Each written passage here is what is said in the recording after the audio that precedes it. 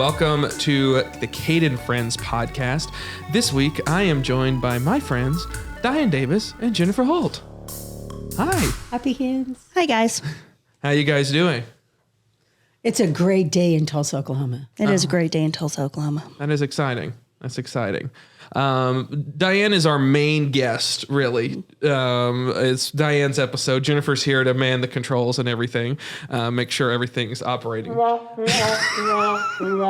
do my best, guys. Yes. She's a master board. We will say that we met each other. Walk through how we met each other, Diane? You want to do that? Or you want me to do it? I'll do it. Ahead. Okay. I'll take some of the responsibility. You should. The It's fear. your fault. The fear in your eyes whenever I threw to you was. I put up with this for years. We're talking childhood fears now. Yeah. We were volunteering together at the museum in which Jennifer is the curator of, the Will Rogers Museum in Claremore.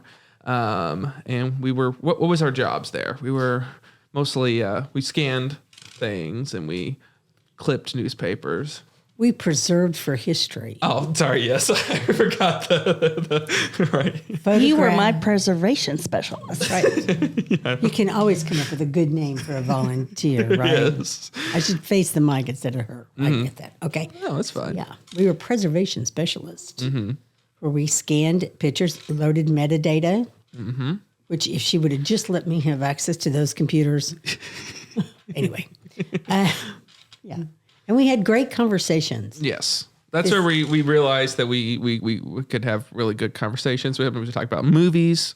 Just as a side note, Diane and I both host a movie podcast called Double Feature Movie Club, currently on hiatus, but it will return in August. So very soon. Very soon. And so that's been fun. And so we learned that we like talking about movies. We like talking about everything. And then Diane has led such an interesting life. One of the most interesting people I know is Diane right here. I have to agree with that, Yes. Cade. Oh, there you go. You know, all you have to do is get old. Yeah. Well, and recall everything. Because I've forgotten so many things that I've done already, I feel like. And live your life and not watch it pass you by. That's you also have true. lived your life. That's true. You do have to live your life. Yes. My brother, my dad was sitting on the front porch one time. He was talking about something that happened in high school. And Dad was probably in his 70s at this point. And my brother said, I cannot wait to get old enough to remember high school. To be honest with you, there's only parts of high school that even I remember. Although I'm approaching 70, I still don't quite remember high school. We'll get there. But yeah, I've had enough opportunities in my lifetime to experience some things that at the time they were happening didn't seem like it was as big a deal as later. Like the story that I told before we started this. Yes. If you want to hear these stories, you can subscribe to our Patreon at patreon.com/Cade Thomas. That's right. She talked about meeting Eric Clapton and Leon Russell at an unnamed bar in Tulsa when she worked there. And then also the time that she survived a tornado at the Farm Shopping Center where she worked as well. You've worked a lot of different jobs. Yes. Back in the day, I can't talk politics, so I'm not going to. But at the time, you can touch on it. At the time I graduated from high school, there were a couple of laws that were passed that allowed women to go to college. How's that? This is why it's fascinating, because your professional career runs the gamut. And like you said, when you started, women couldn't even get credit cards. You couldn't get birth control unless you were married. Because that's who needs it most. Mm-hmm. Yeah. So I've been married. That's not true. Anyway, I was lucky enough wasn't a child of the 60s. I was a little too young for that. But I did go to my first sit-in in junior high. Yes. I think it was in the 8th grade at Lewis and Clark. We held a huge sit-in over the cafeteria. Oh. This was the year of protest, and it was probably 1968. So while kids were being killed at Kent, State, protesting the Vietnam War, we were protesting the cafeteria. Yeah. It wasn't big, but it was a start, right? So, yeah. It's important to be involved. It's important to be involved. So, yes, I was lucky to have been born in a time when opportunities were being created for women, and to be able to kind of bust through some, I don't want to call them glass ceilings because, oh, hell, there were a lot of them. There'd be a lot of glass laying around. You know what I mean?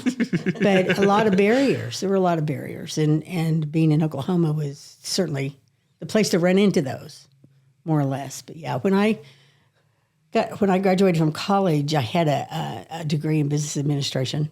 And I went to what's now called Bank of Oklahoma. I have no problem accusing them of this. I applied for a management training program that they had for people who were, fresh out of college. A lot of places still do that, right? What I didn't know, it was only open to men. Oh. Big mistake. But they hired me as a bookkeeping clerk. So, yeah, all that pain and suffering of going through college, working 2 and 3 jobs to put myself through school, although the government let me go to school, they didn't pay for me to go to school. So, yeah, I did have one student loan. But they would only lend me $1,500. You can imagine that didn't go very far. But neither here nor there. We got this great job in bookkeeping. And I met a lady named Joanne Halfbreed. That was my boss. Mm-hmm. And she gave me the best advice anyone could ever give a struggling young woman trying to have a career in the early 70s. Don't learn how to use the equipment. You've told me this. Yes. Once you learn to use a copy machine, a microfiche machine, the microfiche was big then, then you will be stuck here forever. Mm-hmm. And I took her advice and never learned to do that. So people would come by and you would just tell them to do it. Well, the guys from the management training program would come down and say, I need for you to look up this microfiche for me. And I'm like, I don't know how. The machine is right there. Your guess is as good as mine. It was wonderful. Yeah. But because of my education and Joanne Halfbreed, she sent me all over the bank to learn how everything worked, in the back office of a bank, So I spent 3 years there learning all that. So, and that really helped me throughout the course of my career, having to learn the guts of how something operates. Yes. And so then you went and had a career in finance, right? Yeah. From that point on. Yeah. I took a turn I went to American Airlines and worked there for 2 years because if you grow up in Tulsa, that's where you're supposed to work. Because you'll get free flights. Mm-hmm. They don't tell you that free flight will get you to Los Angeles and you'll sit there for the next 2 days trying to get anywhere else. They don't tell you that part. Yeah. So, I lasted 2 years there. And then left and went back into banking. Mm-hmm. And stayed in banking through all of the Reagan years. When he deregulated the savings and loans and all this is just history to you guys, but I got to live it. It was fun. Yeah. And that started the roller coaster, didn't it?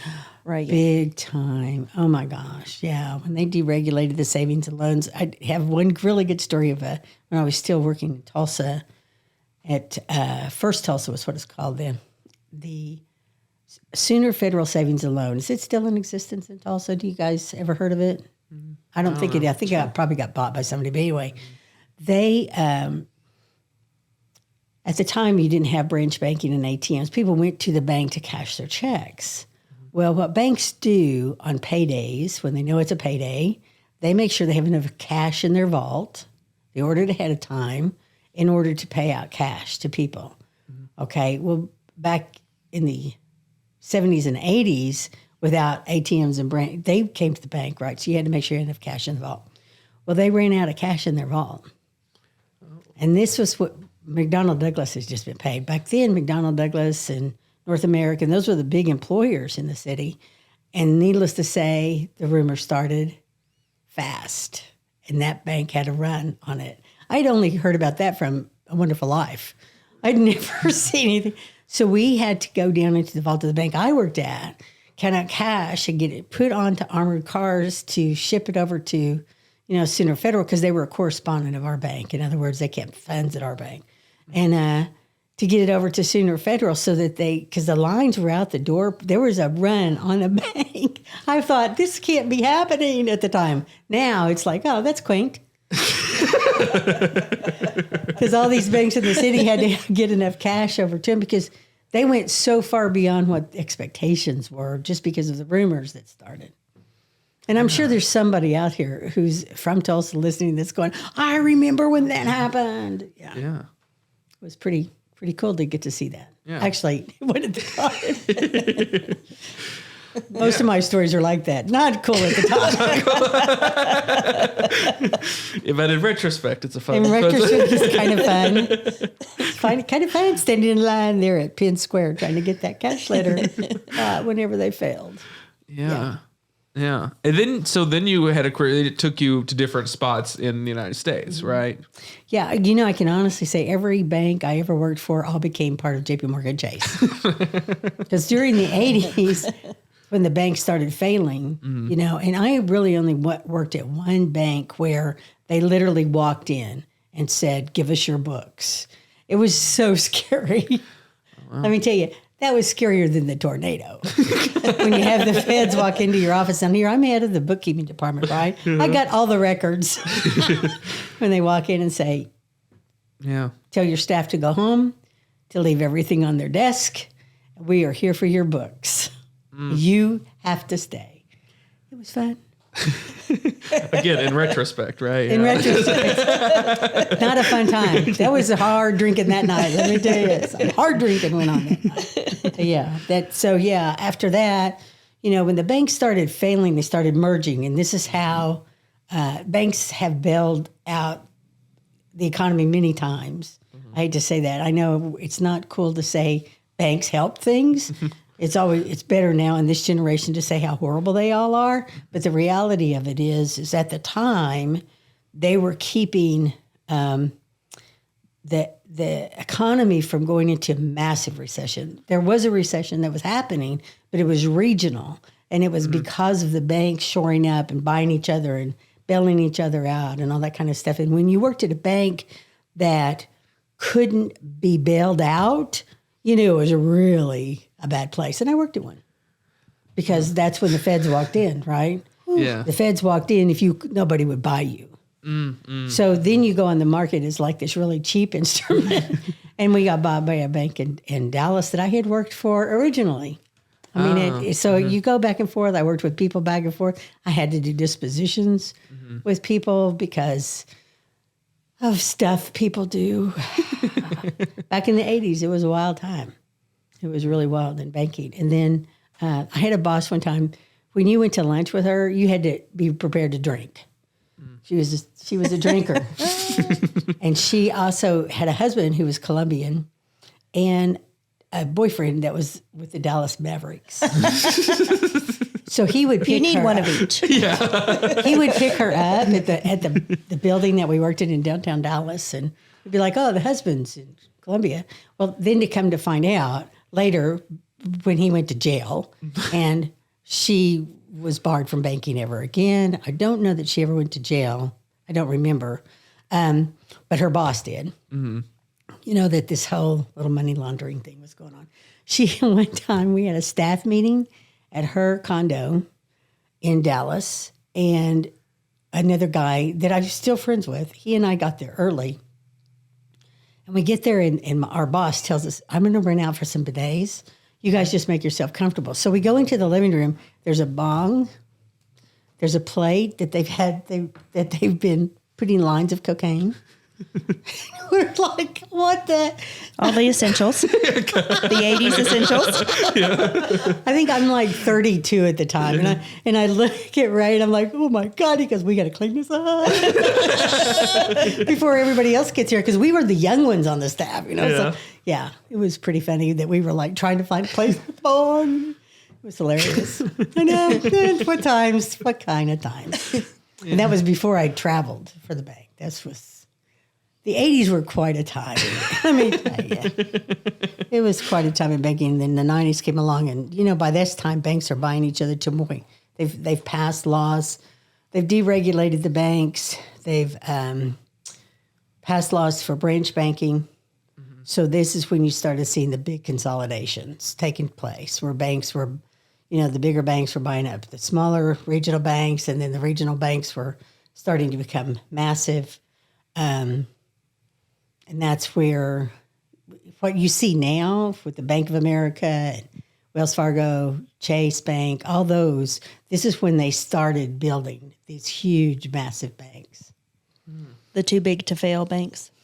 And that is true.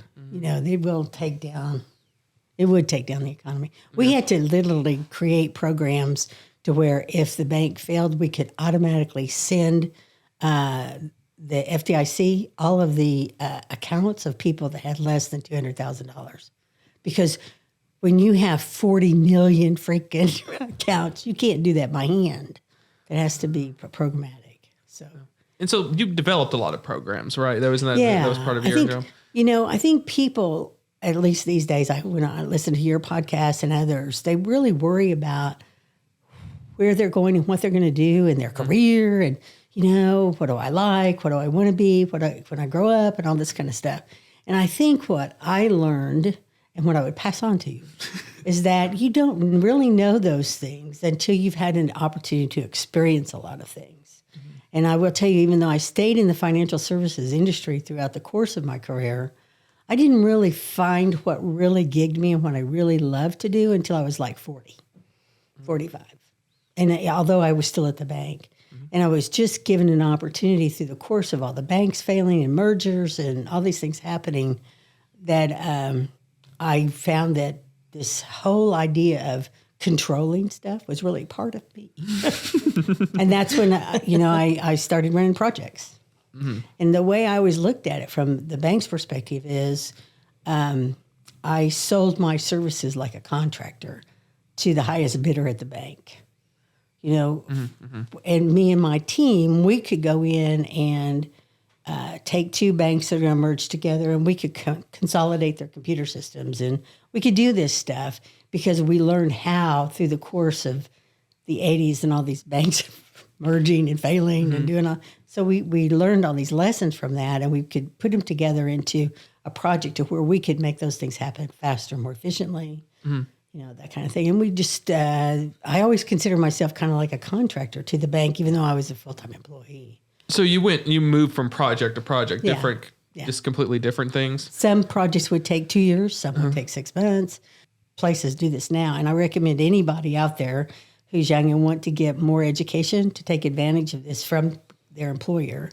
Because thanks to my employer, I was able to go back to school and learn computer programming and you know, all that stuff, and how to design systems, which came in handy 20 years later in a way that I can't even begin to tell you. Yeah. Really helped. And then the same thing, you know, going back to school for my master's, you know, the banks pay for that stuff. So, you know, it all worked out in the end, I guess. It's the best way to put that. Also, while you're climbing the ladder, successful, for the most part, single woman. Other than some incidents where you were captured. Then you come home, and from the women, you get, for some of them at least, resentment. Like, you're living the life I should have had. Yeah. I had a cousin actually tell me that. And then men who seem to have not a clue that you're making a lot more than they're making. I don't know how much you want to get into that, but I think that's a fascinating aspect too, that you're finding the success out in the world, and then you come home and everyone's just either oblivious or resentful of it. Yeah. One or the other. Yeah. I'll never forget whenever I got promoted to vice president at the bank, and I came home and I was so excited, you know, because there weren't that many women that did this at the time. And so I was so excited, and I came home, I flew back to Tulsa, and that was mom and dad, and my brother was there, and I said, you guys, I have a big news. I got promoted. I'm a vice president of the bank now. And here's my card. I'm so excited about my business card. It was a big deal. And I was probably 33, maybe 32. Anyway, my brothers said, well, it's about time you finally got serious about your career. And my dad said, well, our friend Alma's been president of that bank over there across the street forever. I don't see why that's a big deal. And I was like, oh, I could like kill you people at this point. I've been working for this for 15 freaking years. Help me out here. But yeah, it was, you know, people. And my mom would tell her friends, oh, this is my daughter. She works at a bank. Oh, is she a teller? Well, yeah, something like that. Okay. Okay. I just designed a system that can process your checking account in 15 minutes. Oh, and 2 million more, just like you. Yeah. Yeah. That was that. And like I said, though, I did have great opportunities. Yes. You know, I was working, in Fort Worth, and my boss at the time, who, yes, she was the model for Meryl Streep's Devil Wears Prada character. She came to me and she said, we're going to merge with this other bank, and we need to put the computer systems together. We need to make all this stuff happen. And I want you to imagine a world where we have 2 million customers and 500,000 accounts in one place. Well, that was massive. Nobody had done that. What the heck? So they sign up with this vendor, and I meet with my counterpart on this vendor, and we come up with a plan, and we freaking did it. And it took us 18 months, and we had to consolidate 36 different banks, their operations, everything about that, how this thing processed into one location. And it was absolutely worse than getting pregnant and having a baby, I'm pretty sure. I mean, granted, I never did that, but it was absolutely the hardest job I think I ever had in my entire life. And then 2 years later, she comes back to me, she goes, okay, I want you to envision. So over the course of my career in developing this, this job that I loved was, she did that to me 6 times. Yeah. Yeah. And then the last time was, I want you to make this look worldwide. And I want you to somehow stop time. Time zones cannot exist, and we want, and all of this is occurring while technology is changing, right? I mean, one of the last projects that my staff worked on was putting so you could do deposits through your, phone. Yeah.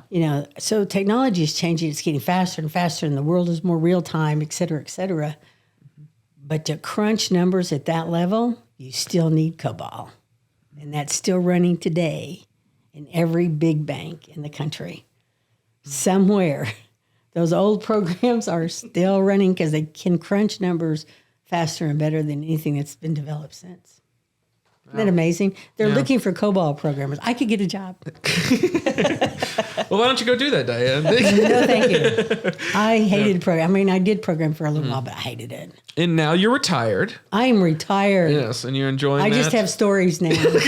That's all I got left. I can see now why my dad told stories on the front porch all the time. They're great stories.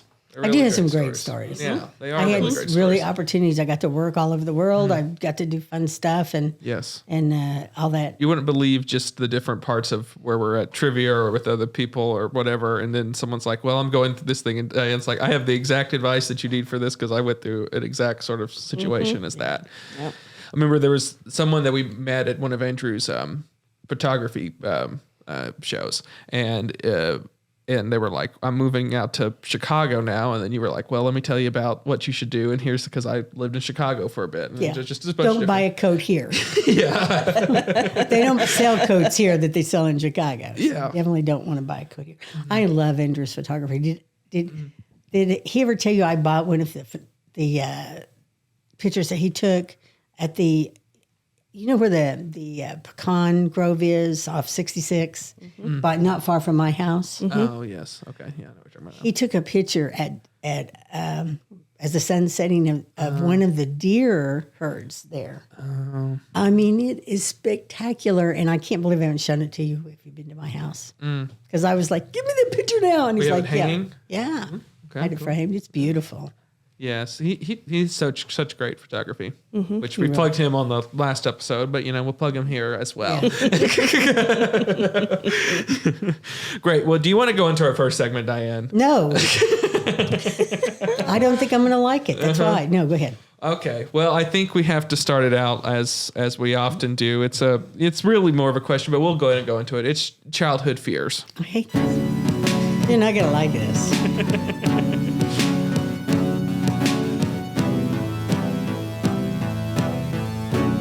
One of our longest intros, but you like the music? That music's by Chrim, by the way. Love it. I do love Crim. Yeah. Yeah. I've downloaded some of their stuff. Yes. Good. Yes, and that was really good. Yes, he made all the music for this. We had to thank him every time, and I think he does a great job. And he of course did the music for Ribbon and other things. And that music video I did that one time for him with Debbie. You like Debbie too? Have you ever met Debbie? I have not met her in person, But you've seen her in a few. I've seen her in several of things that she's done, and I loved her podcast. Yes, she's also very fascinating. I could listen to her talk about her career for hours. Yeah, she's enjoying retirement as well. She's doing her hobby, which is acting, and gets to enjoy that life that she didn't have before and everything. Okay, well, this simple. Let me rephrase that. This segment's pretty simple. I mean, it's just a question that we like to ask our guests, which is, in your childhood, were you scared of anything? What was your fears when you were a child? Did you have any, Diane? I'm trying. My brothers not kill me. I was just scared to death of my older brothers for sure, because I'm pretty sure they were out to kill me and my little brother. How many brothers did you have? I had 2 older brothers and 1 younger brother. Okay, and no sisters? No sisters, and the 2 older ones were 6 years older than me. Oh wow, okay. So by the time I was born, they were pretty close in age. They were a year apart. Okay, and my younger brother and I were 18 months apart. So. Like 3 days home from the hospital, and they dropped me on my head. I mean, I'm pretty sure these guys were out for me. Until I was 12, I thought my name was, "Hey, you get me a Pepsi." They were scary, scary dudes, I never forget the first time we went swimming in a swimming pool, and this was at like McClure Park when they had a swimming pool there. And one of my brother, I'm like holding on to the side, scared to death. I don't know, I was probably 6, maybe 5 or 6. And I'm holding on to the side of the pool, and one of my brothers goes, "Oh, you need to just get over that," and pulled me off the side of the pool and just pushed me down under the water. And I thought I was going to die at that point for sure. So I was pretty sure they were out to kill me. I think if I had one childhood fear, it was them. Yeah. Now, I probably was afraid of roller coasters. I just didn't realize it till I got older and got drunk with some friends of mine, and we went to Bell's, and they made me get on Zingo, and I thought I was going to die. Yeah. Pretty sure I yelled for my mama. And when I got off, I threw up. Paid them back. Yeah. So do you not like roller coasters? That's hard to say because I love Space Mountain at Disney World. Man, I got off that thing and got back on it like 4 times. See, to me, Space Mountain's a different sort of scenario because it's indoor. I love Space Mountain. I love indoor coasters, but the outdoor ones. Yeah, no thanks. Yeah, that freaks me out a little bit. Yeah. I don't know. I don't like heightening my I don't know, people like heightening their fears. I don't want to get those endorphins going, whatever that is. Yeah. I know we would go to Six Flags for concerts and just looking at some of those rides there, I'd be like, no, but hell no. Yeah. Especially the droppy ones. Oh, it's a droppy. We're going to pull you up here and then just boop. Yeah. See, and the ones where you're like in like a little pole or whatever and it drops you. We'll never do those. Yeah. But I do like what was the Tower of Terror at Disney, where like you're like inside, so it's like only like nothing's gonna happen because it just opens in the front. But like the ones that are just like a little pole, I don't know. Where you're in a swing. Or you're in a swing. Yeah, I don't like into that. I like an indoor coaster because I think it's secure. Even I can't see the It's because you can't see it. Yeah. I mean, the but you still get the rush of going up and down, but you don't know where you're at spatially, so it actually kind of is a little bit better. So, like when you go on Space Mountain and those doors open and those lights come at you, that's what LSD is like. Oh, okay. Yeah. Do you get flashbacks when you? I did. It was like, whoa. Another interesting topic. This was like riding in the car. Everyday Space Mountain on LSD. That's right. That's right. Yeah. Yeah, and then I like boring things. I think we talked about this even like with Alex and Andrew on the last one, but they I like Pirates of the Caribbean, and then like I don't know at Sooner City like Fire in the Hole, like these like weird like old timey themed things. Anything that's like that old animatronics, that's my jam right there. Yeah, just anything that can do a little crazy theme. When I went there, I went there twice. Once was in college. We went to Florida for spring break once, but then. I went there when I was older, and I enjoyed Universal Studios more. I mean, back then they had the King Kong ride, and you went by King Kong and you smelled banana breath. That was kind of cool. And then they had the earthquake that was underground. I mean, yeah, I like those. Those were cool. And even the ones with Star Wars, they had a Star Wars one when you sit in a X-Fighter, Yeah. You had to do that. Was fun. Yeah. I enjoyed that immensely. But you could, once you started feeling like uncomfortable, you just closed your eyes. It was like, okay, I can do this. Do you like roller coasters, Jennifer?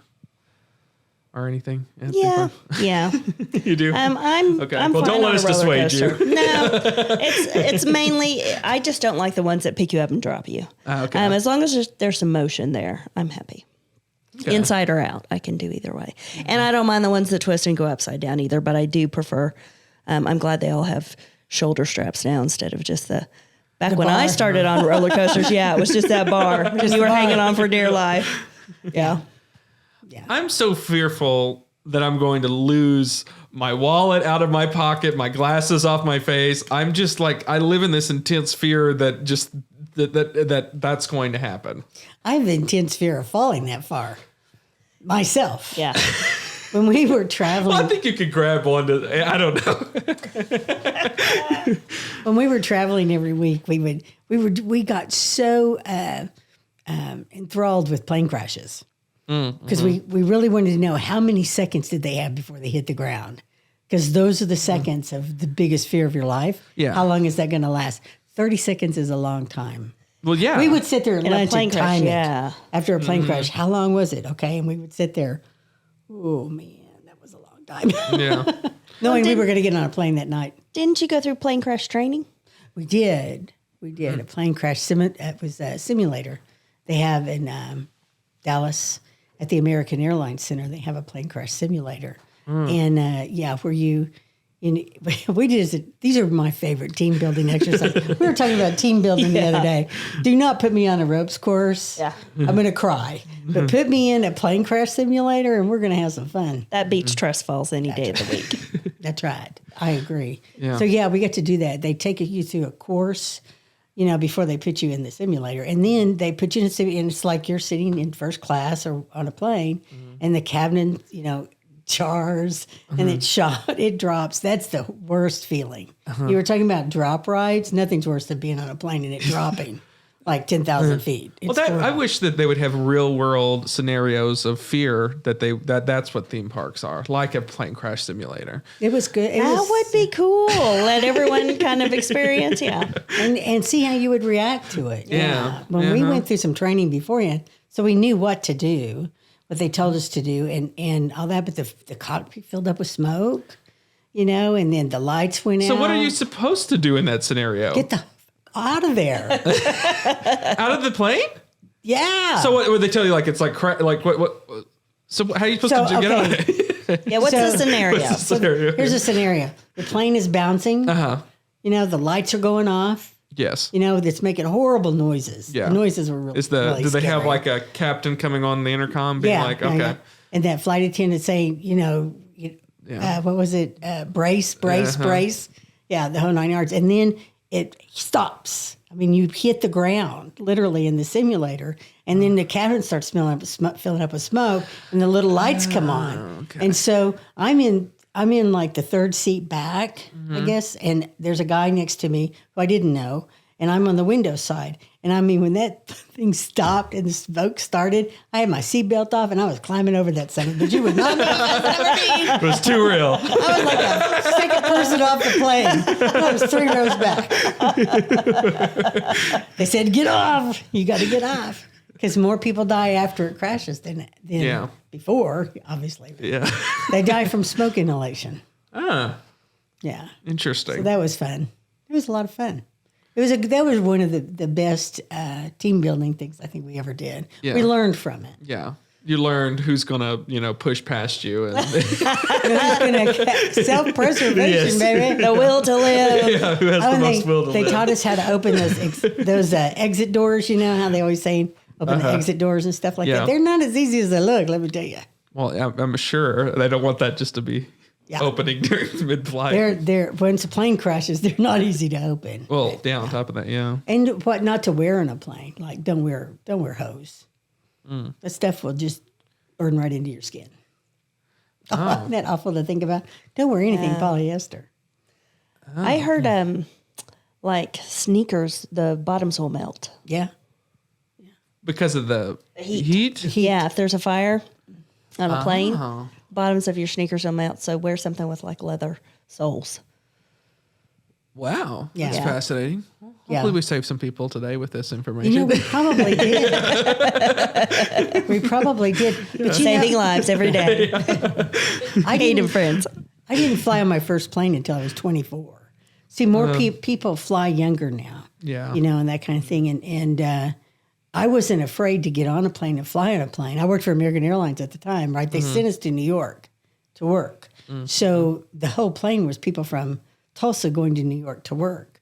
And I thought it was the greatest thing ever. But there were women on that flight that were crying. They were like, oh, my God, this is the scariest thing I've ever done.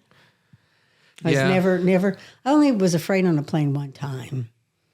And that was landing in Columbus on it had been snowing. It was icy. And we had been delayed in Chicago and had to get a different plane.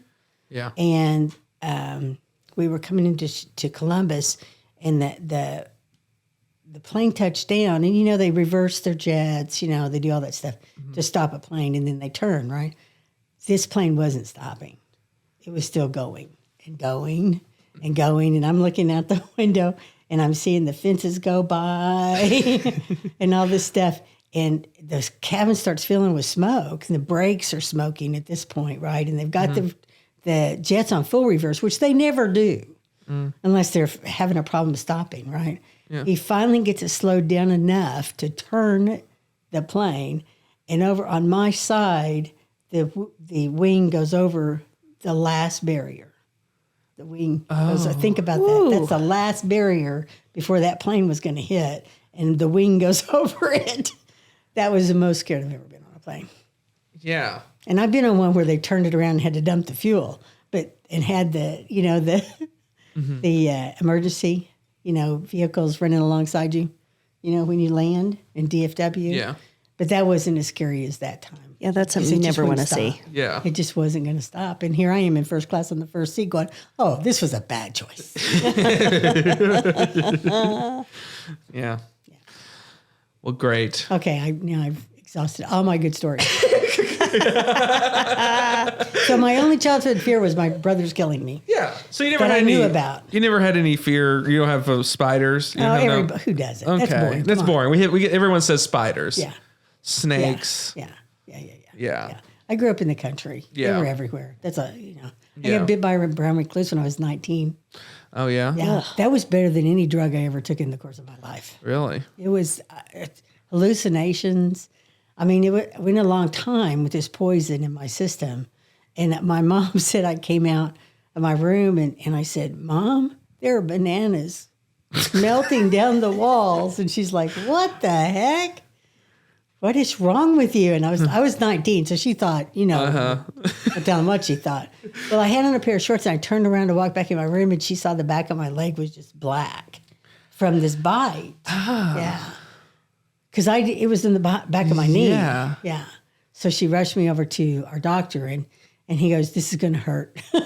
He was right. They gave me shots in the back of in the bite to save my skin. Jeez. Yeah. That was pretty, but I wasn't afraid of spiders. Yeah. And even after that, I'm a little leery of them. Yeah. We used to catch tarantulas and put them in jars with holes in them, at the top, in the lids. Yeah. My brothers were big on that. And then the next day they would disappear because my mom couldn't take it. She would let them out. Yeah. Yeah. Did people know that that's why they weren't in the jars anymore? Or did they just assume the tarantula disappeared? Who knows what my brothers thought? I avoided them like the plague. Don't get me wrong; they're good men now, but they were pretty horrid. Now that they're not trying to kill you. Now they're not trying to kill me. No, I don't think they are. Yeah. Did you have any childhood fears way back out in southeast Oklahoma?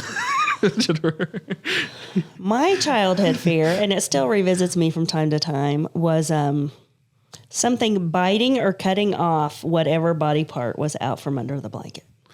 Oh. Okay, yeah, that would make sense. Yeah. Yeah.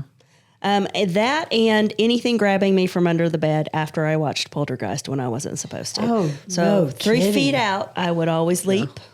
And I did that probably well into junior high, I will admit, at this late stage of my life. Wait, so you would leap out of bed? Is that what you're saying? So Yes, so I no would one jump grab out you? of bed, not because I was perky and wide awake, but because of whatever was under the bed that might reach out and grab me. Yeah, You didn't want to be within, exactly. grabbing range. Within arm's length. Yeah. That happened to me after watching a Twilight Zone episode when I was a kid. The one where the bed is against the wall and the kid fell through the wall. Ooh, yeah. See, my little brother and I shared a room, and our beds were against the wall. And literally, neither one of us could sleep. We slept on the floor between the two beds after Because that that's episode for a long time. I mean, it You was never know when that's going to happen. You just Very don't possible. Fall through the know. walls every day. It's kind of like you never know who's going to grab you from under the bed. Exactly. Exactly.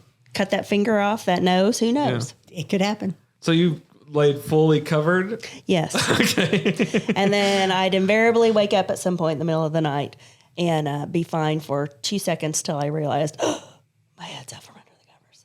Yeah, and then I'd have to cover up again.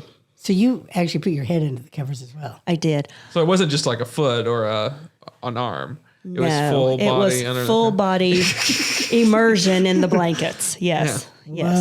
Yeah, I wouldn't be scared anyone would grab my head. I would want to see if they were coming. Yeah, I know. Yeah, Well, I no, agree. because then they'll be there faster. They exist. If you can see them, they can see you. It's kind of like Bigfoot, isn't it? Oh, no. Yeah. Yeah, I was in high school probably before I comfortably slept with my head out from under the covers. Wow. And even then, at that point, the fingers and toes now. Wow. Oh, gosh. Fascinating. That is fascinating. I think a lot of kids have that after watching certain movies. Yeah. I don't remember how long my little brother and I slept on the floor between the two beds because we were afraid we were going to fall through the wall. But at some point, we got over it. See, that would have terrified me because my fear was the thing. I couldn't have slept on the floor because the thing under the bed would have gotten me. Get you. There was no safe places. No, there wasn't. No safe place. We could have moved the bed off the wall maybe a little bit. We were kids. We didn't- Sorry.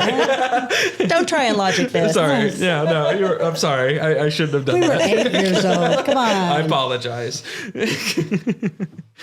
Well, great. That's been the segment Childhood Fears. Yeah, we covered You a wanna lot of play childhood that? fears. Yeah, we did.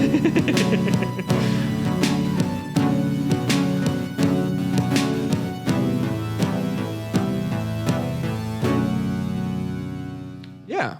Did you like that segment? That was fun. Okay. You mentioned Bigfoot in that at the very end. Bigfoot. So we did, the three of us went to the Bigfoot conference last year, I guess. Yeah. It's coming back. That's at the end of July not in July, end of September. Where was it? Where was it that we were? Honebby. Honebby, Oh, Nebby. Honebby, Oklahoma. Southeast Oklahoma. Jennifer's Stomping ground. Southeast, yes. My Southeast Oklahoma. Yeah. I saw some scary people there. Yep. And then we got to Honebby. Yeah. You can see why Bigfoot would hang out there. That's all right. No, I love it. It is a beautiful area, but like everywhere, there are scary things. Yes. Well, it's very isolated. It is. Uh-huh. It is beautiful, but beautiful. it is mountainy and Wooded. lots of trees. Yeah. And yeah, valleys and hills and just far away from everything. Bigfoot country. Bigfoot country. Bigfoot country. And so we went in to see these speakers talk about Bigfoot and everything because it's it is a fascinating thing. And I'll tell you, even working with when I work for the Cherokee Nation, and we're out in these rural communities a lot with different for videos and stuff, and a lot of them have these Bigfoot stories too. It's just a thing in rural Oklahoma, and I'm assuming rural America in general that's very in these wooded areas particularly. a lot of people have these stories. They're just like there's something under the bed, through the wall, and in the woods. And in the woods, definitely. Yes. Honestly, I was there for the merch, but I had a really great time. We got a lot of merch. I have my it's off camera, but I think it's on the background when we do our double feature. I have a little metal Bigfoot, and we have a wooden sign. You got the same one of this one. That's my bedroom. I have that. Mine's in my living room. It's very, yeah. I have a Christmas ornament. Yes, I got you guys Christmas ornaments. I'm pretty Bigfoots. proud of that one, Fantastic. too. Yes. And it has one big foot. Yes, I think for some reason that's where like the error of blowing up the thing went. I think it was not made correctly. But I love that it's Bigfoot and it has one big foot. I do love that. Yes. And it's all sparkly. It's the most gaudy thing you've ever seen. It's fantastic. I love it. The bling is the best part. Yeah. Bigfoot and bling. He has a smile, big, huge smile on his face. Cheesing real big, yeah. Yeah. But yeah, I'm glad that Bigfoot is becoming where you can just find merch for him now. Because that was kind of hard to find for a while, you know? And He's a popular guy. he's a popular guy. Like I'm a big fan of. I like aliens, like the little grays and everything, and Bigfoot. You could find alien stuff like that wasn't too crazy, but you can't find much Bigfoot stuff. But now it's turning around, and there's a lot of Bigfoot merch. Now it's everywhere. Now I'm waiting for the Chupacabra merch to hit Oklahoma. Well, I'll tell you the one that my favorite cryptid, which I guess I'd have to go to Scotland to get it, but I love Loch Ness Monster, Oh, yeah. and I want that stuff. That You said Scotland. I thought you were going to say Elvis. That's a really great cryptid too. He's alive. Yes. I love the Loch Ness Monster. Nessie. So Don't they have one of those in the Great Lakes? It doesn't go by that name, but it's similar. Yeah, they do. They do have one. Yeah, I don't know what it's called. It's named after something there. Yeah, but you're right. There is one there. Do we can ask Google? Hey, Google, what's the Loch Ness Monster type creature in the Great Lakes? We're not gonna. I don't understand. Yeah, I didn't think she would understand. Yeah. I don't know how you would say that. What's the cryptid in the Great Lakes? Hey, Google, what monster lives in the Great Lakes? Sorry, I don't have any information about that, but I found something similar. Do you want to know what monsters live in the Great Lakes? Yes.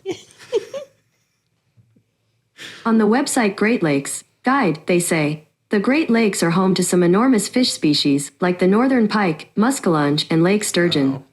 These fish are all long and slender like snakes, so it's possible that they've been the cause of monster sightings over the years. Boo. Boo. Facts. So there is Bessie, the great snake of Lake Erie. Ooh. Well, that's probably what she's referring to. Yeah, that sounds right. Yes, Well, I that's really right. want to go to Scotland one of these days. Could we make this I'm all for like it. our Bigfoot trip? Yeah, a Bigfoot trip. Yeah. Yeah. There we go. I could totally do a Loch Ness Monster Yes, related thing. Yeah. related thing in Scotland. Yes, and I do think we need to go back to Honebby again this year. I do Agreed. too, because at some point I'm going to remember that's the name of the place. Yeah. And I need more merch. Yeah. You do. Yeah. You do. Wonder what they have this year. Because, I mean, the popularity grows every year. It does. It does. Maybe we can go to some of the little shops too. We found one that was Yes. fantastic, They but also moved. more are growing. I don't know if you saw that. They moved. And We need to go to their new place. And because they're down in downtown now of that, wherever, Talahina or whatever. Fantastic. Little cabinet of curiosities You know, place. that really is truly is a cabinet of curiosities place. You don't Ursula see those. Minor? Was that what it was? Ursa Minor. Yeah. Which, if you guys will plug that here, because we were supposed to leave a review and we forgot to ever do that. Did you leave a review? I don't remember if I did or not. I'm bad about leaving I'm reviews, terrible about that. Yeah. but they were fantastic, and everyone fantastic, so should everyone- patronize yes. their establishment. When you go for your drive on the Talahina Drive in Uh-huh. the fall, Mm-hmm. you want to stop in Talahina at a place called Ursa Minor Curiosities. They're also online. They're all, like so many cool things. So If you many need a cool- shell, you. if you need an alligator jaw, So they were like Bigfoot teachers. stuff. They were two retired teacher, or Yes. well, not retire, but they had left teaching to. I got a upgrade. pig lamp. She got a pig lamp. It sits by my bed to this day. It's fantastic. They travel the world. Yeah, he Yep. was a marine biologist. Yes. And then they settled in Oklahoma. And she taught history, I think. She was from here, right? As I think so, understood. which is why they came back. Yeah. Yeah. How a marine biologist found himself in Oklahoma. Yeah. That's love. exactly it. It was love. Yes. It's love. Because I think they went to the same university out. I want to say something in Galveston That or sounds something. right. He Yeah. did say that. Yeah, he went to Galveston. That was the best marine biologist, Yes. And so then they came here, and they had previously, during their jobs teaching, they would went across different parts of the world and gathered all of these trinkets Amazing and things. Furniture, bones. I mean, just Roman coins. a little bit of everything. Yeah. They just have absolutely the most amazing collection of everything from antiques to collectibles. Yes. And they and so they set up the shop, and they have this there now, and they're in Talahina, and then they're by that restaurant that we also ate at. That was really great. Oh, they were. Then they moved. Yes, you're right. They're no longer right in front of it, but The best steakhouse in Oklahoma. Yeah. Outside It of was Talahina. really good. it was really good. What was the name of it? Rock something, right? Oh, the Rock House. The Rock Oh, House. that is yeah. it. Oh, And the so house good. was rock. Rock. Yeah. It was really good. So it was a great trip, and we recommend 5 stars 5 stars. 5 stars. Yes. for the Bigfoot Festival, we made all the right decisions. the there. shopping, and the food. Yeah. I think the only place where we went wrong was in that little town that was having the parade. Yes. Your really little Hartshorn. Oh, yeah. That's Yes. where you're from. It was the Hard Times Festival, I think. Yes. And again, we were just stopping for the merch, but we were late. And Yes, we had arrived when the festival was devolving. I guess you could say. the dregs of the Hard Time Festival were sad. Yeah, Yeah. yeah. It was supposed to be. I didn't want an airbrushed wolf T-shirt or MAGA T-shirt, and all the Hard Times shirts were gone. Yes, that's sad. Yes, It was like a small town in Appalachia. it did. It did look like that. Yeah, It did. not much different from when I was in high school.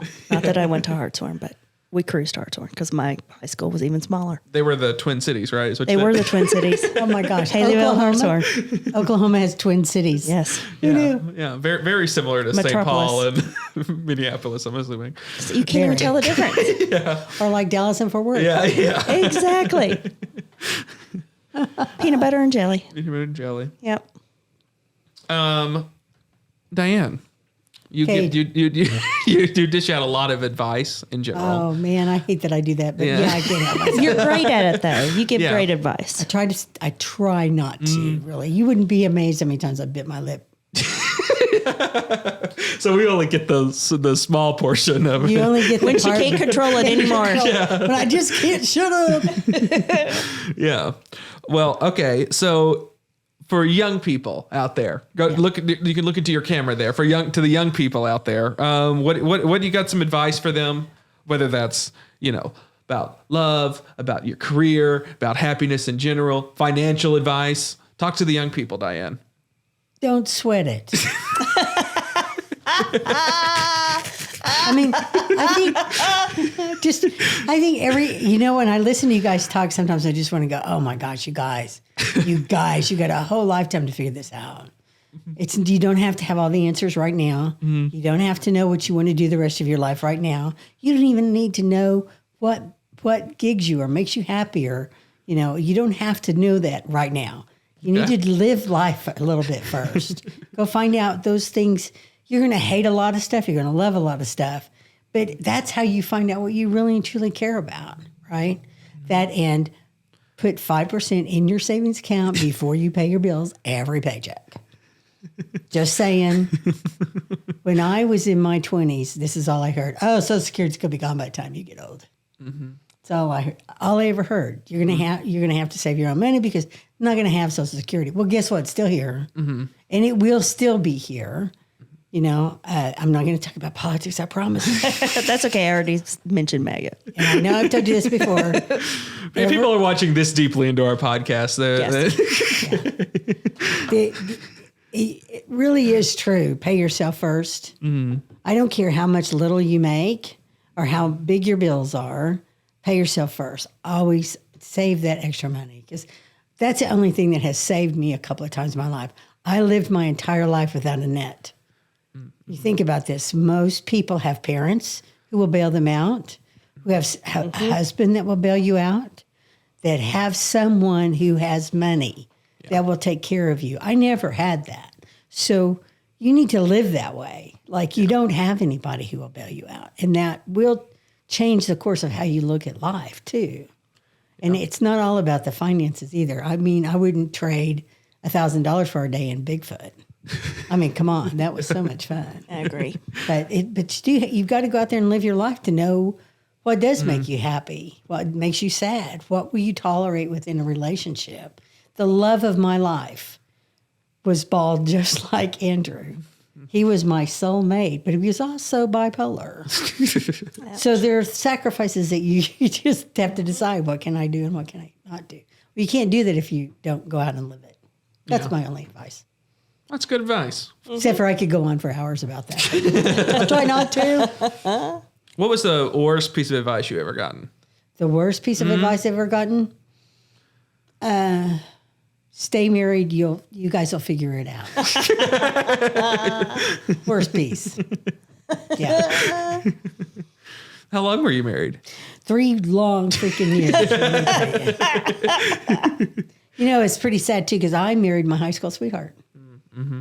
And this is after I came back from college. I was 22, almost 22 when we got married. And he was my best friend. Mm-hmm. And we loved a lot of the same things like hiking. We used to go canoeing down in Illinois. We rappelled off the cliffs at Tahlequah. Mm-hmm. You know, we would backpack up into the mountains and outside of Durango, Colorado. He still does all those things too. And we're still friends like on Facebook and stuff. But we were not compatible in life, let me tell you. Mm-hmm. I couldn't work enough jobs to pay for our life. And he wasn't willing to. Okay, so that's from my perspective. From his perspective is, why would you work when you could go out and live? Yeah. So see what I mean? I don't think either one of us were right or wrong, but I was tired and I couldn't do it anymore. Yeah. And I would be divorced 5 times if I had married everybody who asked. Yeah. Because I knew, once you've done it, you know what you can tolerate and not tolerate. Yeah. And even the love of my life, I couldn't have lived with him. Yeah. He's bipolar. I mean, you know how hard that is to live with? Bless the hearts of people who do it. Mm-hmm. They're better than me. Yeah. And if you had any advice for your younger self that you would give it? Oh, yeah. Don't sweat it and don't sell yourself short. Mm-hmm. You know, I was telling Jennifer this the other day. You know, I did work for the Meryl Streep character in The Devil Wears Prada. I really and truly worked for her. Mm-hmm. She was a dragon to work for. And women that achieve that kind of power, they have to be. Mm-hmm. I mean, I don't want to, I know everybody complains about how, well, she wasn't pure enough to be our president. She didn't smile enough. She wasn't nice. She wasn't warm enough. She wasn't warm. She didn't have the right laugh. Her hair. Oh, her hair. And the way she dressed, it was horrible. The pantsuit. Oh, my God. The pantsuit. I have heard that my whole life.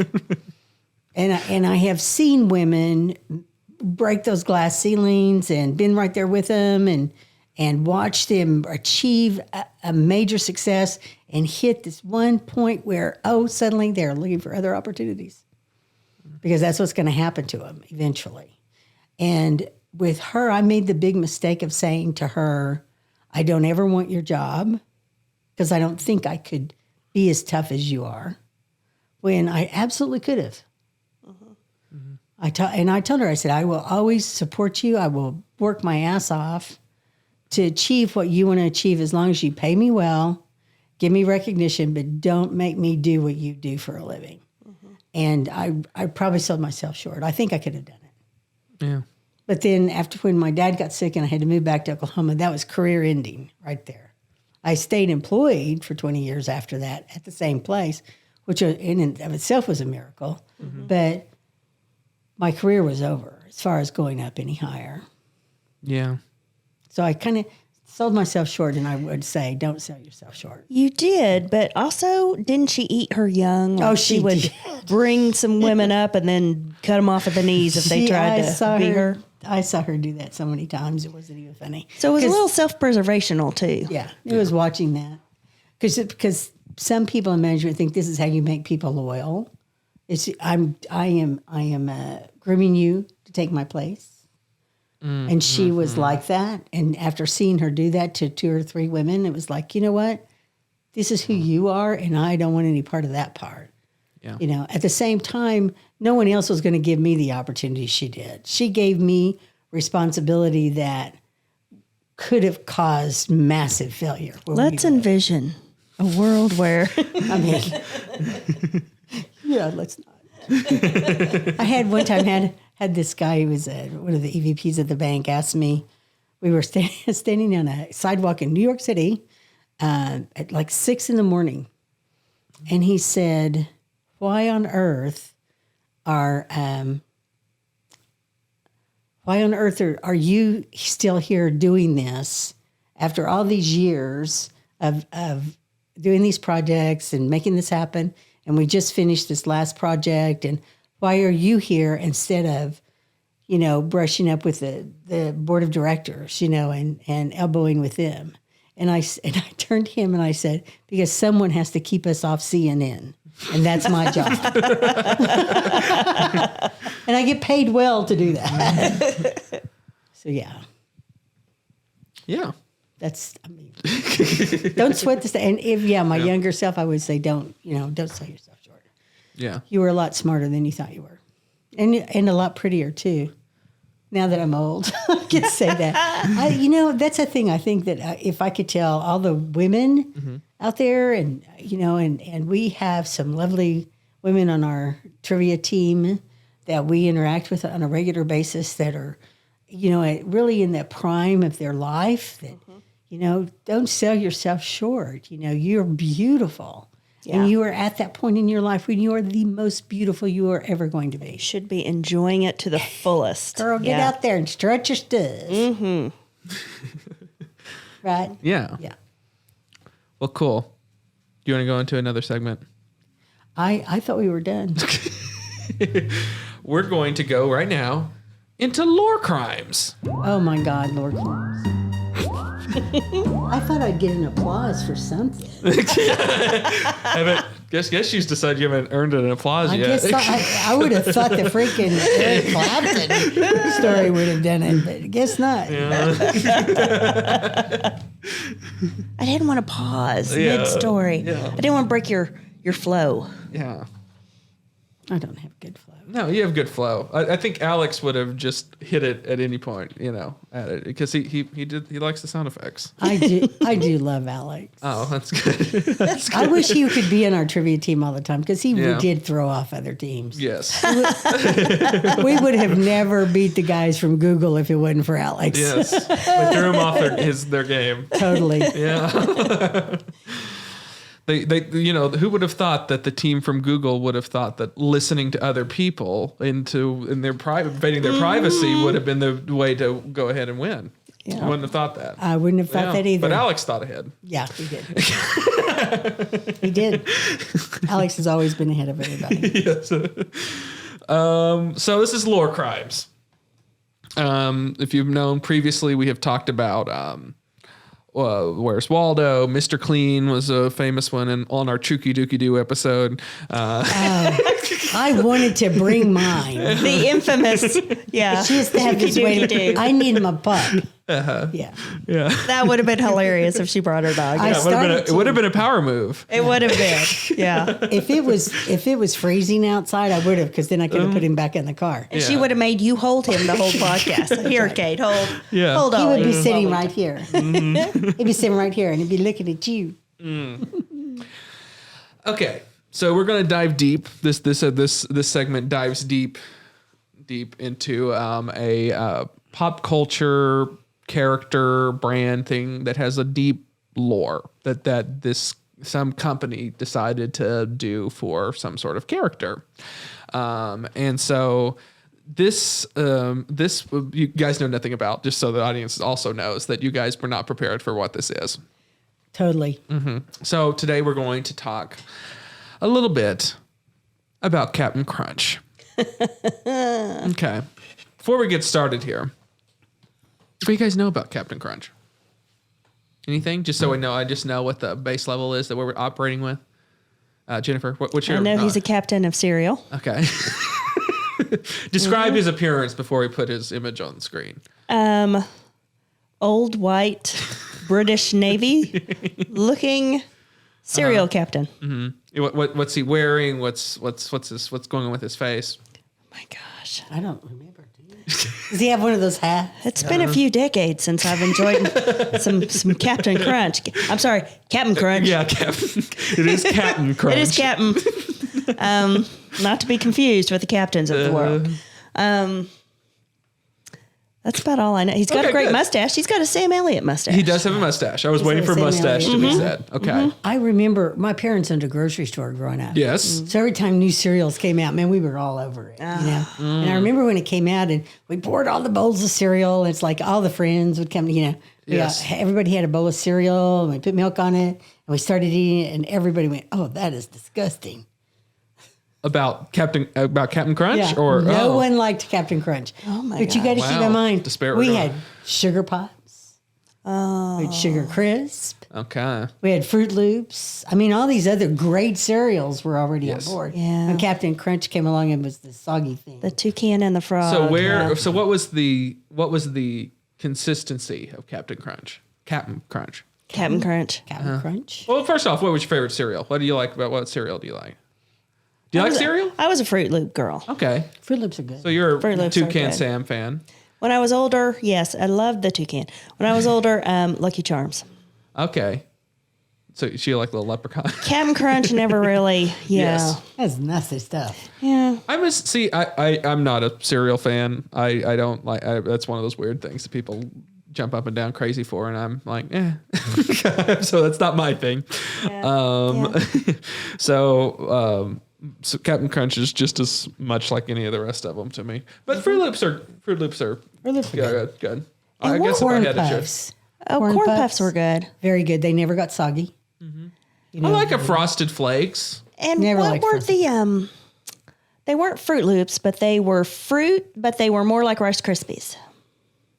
Well, there was Apple Jacks that were the green. No, it was almost exactly the same flavors as Fruit Loops, but they weren't loops. Oh, they were like Fruity more Pebbles? That's what it Yes, was. yeah. I love Fruity those Pebbles. too. Okay. Yeah, those I were would good. eat those dry out of the box. I do like Rice Krispie or those things with that. She makes the best Rice Krispie treats. Oh, It's because she doesn't cut it all up. She leaves it warm, so you Yeah. can just pull it apart like taffy. It's a wonderful thing. They made They're one at fantastic. one point that was kind of like Rice Krispie treats, but like a cereal. So they were kind of like they were in like little blocks and they were I sugary. remember that. They're pretty. They're like frosted ones too. Yeah. They're pretty good. And I liked frosted anything, really. Yeah. Even frosted wheat, I could manage. Well, there you go. Okay, we're gonna jump into Captain Crunch. Tell us about Captain Crunch, Back to Captain Crunch. Okay. which we know nothing of. Master and commander of the cereal bowl. I love that. Was the mustache to hold the cereal in? Is that it? He was trying to escape his mouth, so he needed to grow a mustache to just keep the barrier. Exactly. There's no mustache lore in this, I want to say. Oh, that's disappointing. That's sad. I know. You need a mustache lore segment. Welcome to the slideshow presentation that I created. So you can look at the screen here. Okay. So this actually went a little bit more in depth than other things.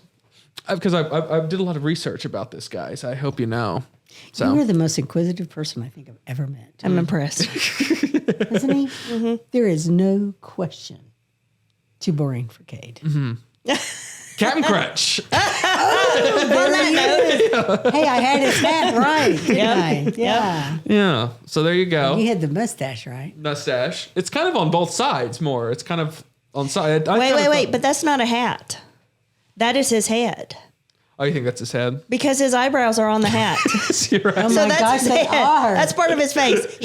So we've already discovered something. Captain Yeah. Crunch has no hat. I think he might have been the guy under the bed. Oh, he probably was. Look at those teeth. He could bite anything off anyone. And also his eyes are just floating things. Yes. And they're on the hat, too. They're on the hat. Partially on the hat.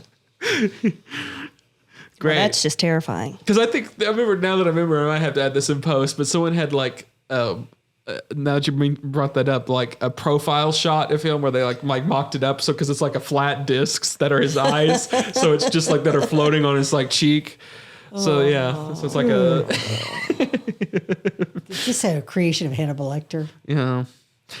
Okay, great. So we have realized you guys know nothing about Captain Crunch. So Yes. here we go. Or Captain Crunch. That one makes it So this is the mother crunchy. of Captain Crunch. We're going to go into a little bit about the background. You made this stuff up. This is the background of just some of the company history a little bit before we get into the specific lore, because I found this to be interesting. This is Mima Captain Crunch. This is a woman by the name of Pamela Lowe. She was a flavorist for Arthur D. Little, which was a management consulting firm that played key roles in the development of the word processor, the first synthetic penicillin, LexisNexis, Sabre, and NASDAQ. I worked on the Sabre system. There you go. Yeah. I put Sabre on there because I thought maybe Diane knows what that is. Yeah. And so this impressive woman is now known for Captain Crunch. She created the flavor for Captain Crunch. She developed the original Captain Crunch flavor in 1963 for Quaker Oats. And they were essentially this management consulting firm that was hired by Quaker Oats to create Quaker Oats was like, we want to make a cereal. Can you develop this thing? And so she created this flavor of this thing. Make sure his head is shaped like a hat. Yes. So she did nothing about the marketing. It was just the flavor Just of the flavor. of the thing. So she was a project manager. But There you go. I love her already. Well, Look at her little dog. Wait. But you've already established that the flavor was ew. It doesn't matter. That's what she created. Well, she didn't. She ran the project. She She created did. Let's be the clear here. ew. She didn't create the texture. I didn't explain this. She didn't create the texture of the cereal. She created the flavor of the cereal. But she ran the project. Yes. Okay. And so she's fascinating because there's her little dog. She never married and never had any kids. So fun fact about Pamela Lowe. But she was credited as being the mother of Captain Crunch. I love her little Boston Terrier there. Yes. So the recipe was based on a brown sugar and butter mixture that her grandmother served over rice. Ooh. So she would mix this up and then serve it over rice. That sounds better than It the did- cereal actually It is. actually kind of tastes like that too. Yeah. It makes sense. I mean, there's a lot of things like that are like, that's kind of an old timey thing that you would make some sort of concoction over rice. She must be. That's not a Southern recipe. I think. No, right? no, it's a northeastern. She doesn't look Southern either. Yes. She's from They're water and Massachusetts. I was kind going to of- say she looks very New England. Yes, it's some sort of New England. Yes. trees. There's water and trees, so obviously. Well, and I don't. Well, it's that hardy. There's something about her. You'd look at her and you'd say she's from a fishing village in the Northeast. Yeah. She's descended from old sea captains. Exactly. Yeah. Exactly. Maybe it's meant to be. There we go. Well, but I don't There's a lot of slides to this, guys. really. We've got the rest of our lives, Cade. Don't sweat it. Sorry. You've already gotten that advice. So I don't remember all that much about the taste of Captain Crunch, but I don't recall it being buttery. Oh, it's very buttery. Yeah, it is. I Very don't buttery. recall It's it. very that is kind of what it would taste like, brown sugar and butter. Yeah, All right, I'll take both your words for it. They're like little pillows. they are, and they get soggy in milk. Well, the whole thing is that they're not supposed to. But they do. They're supposed to be crunchy, even You because. know what? Maybe I've never had Captain Crunch. So the whole thing about them is people say because they're kind of hard at times when you eat them and they tear up the roof of your mouth. I thought that was grape nuts. So people say that about Captain Okay. Crunch. Great. Next slide. Oh well, we have another thing. She also worked on the flavors for Heath, Mounds, and Almond Joy. So she was the flavorist. Okay, Yes. I get it now. I get Yes. it. Okay, then. Well, Almond Joy is my favorite candy. Well, I don't know. I have so many. It's in the top 10. Well, and that kind of makes sense. Very similar kind of flavoring profiles. I never cared for a Heath bar other than Well, I I like like to use it in my in like mixes or like yeah, in ice my- cream. That chocolate decadence. Oh, yeah, it I has like it in 12 my ice Heath bars cream. in it. I'm not really a fan of any of those three, but I like Heath probably. I the most of appreciate those three. who are. Yeah. Almond Joy is my favorite of three. I see. I don't like coconut, so those other two are like off my list.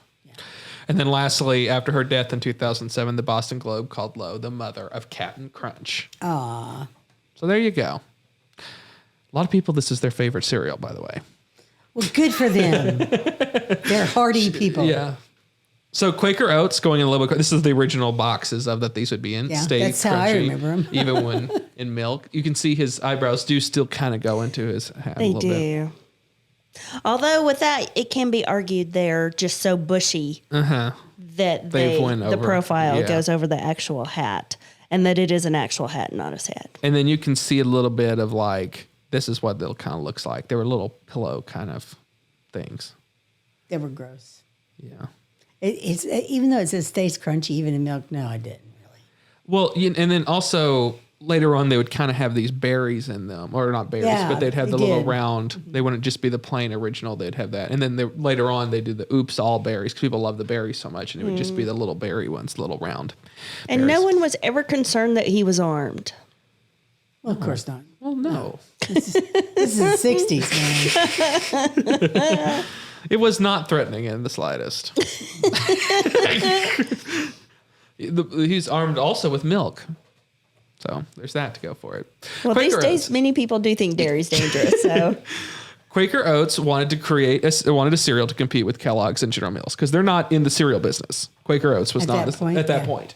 And so these people ran away with it. And so they were like, we need something that comes in there and takes the world by storm. So they developed this whole marketing campaign around this before they even developed it, before they even sent it over there. They're trying to develop this. They're like, it's going to be marketing that sells this thing. So they gave the directive that they needed that stayed crunchy even in milk. So Diane, that was their one directive. They wanted that to be the case but it was all lies. because it's Captain Crunch. They spent tons of time and money in a marketing plan before the cereal was even developed. I said that before. Okay, so that was all about Quaker Oats, about that. So there you go. That's Quaker Oats. This is fascinating. So this is their marketing campaign. They're huge. They went full in on this marketing campaign. If they wanted a cartoon character, they wanted this the story and all this stuff behind it. So these are the people that they tasked with bringing this to life. So first off, the character of Captain Crunch was created by Alan Burns. He later went on to co-create the Munsters and the Mary Tyler Moore Show. Cool. So those are the Munsters, Mary Tyler Moore. If people don't know. And then the commercials were animated by Jay Ward Productions, which they were the makers of Rocky and Bullwinkle, Crusader Rabbit, Hoppity Hooper. Oh, I loved Rocky and Bowie. Yes. So those are the people that created the commercials, the first early commercials of the thing, and developed the look of the character and everything. Which you can see that. It's kind of a similar look. And then lastly, from 1963 to 1988, Captain Crunch was voiced by Dawes Butler. He voiced a lot of Hanna-Barbera cartoons, including Yogi Bear, Huckleberry Hound, Snagglepuss, Droopy, and Quick Draw McGraw. Cool. Cool. Do you have any love for the Hanna-Barbera cartoons? Yogi Berra, loved him. It's a tough one. I'm not old enough to remember cartoons from when I was a kid so much. I remember Rocky and Bullwinkle and the Roadrunner. Oh, my favorite. Mm-hmm. And then Boris and Natasha. They were good. Mm-hmm. Yeah. But Cool. Not a lot of cartoons when I was a kid. Did you watch Hanna-Barbera cartoons, Jennifer? I remember a few on when I was growing up, but not many. Yeah. I remember them. They were old then, but they were around. Timeless. I remember Droopy Dog.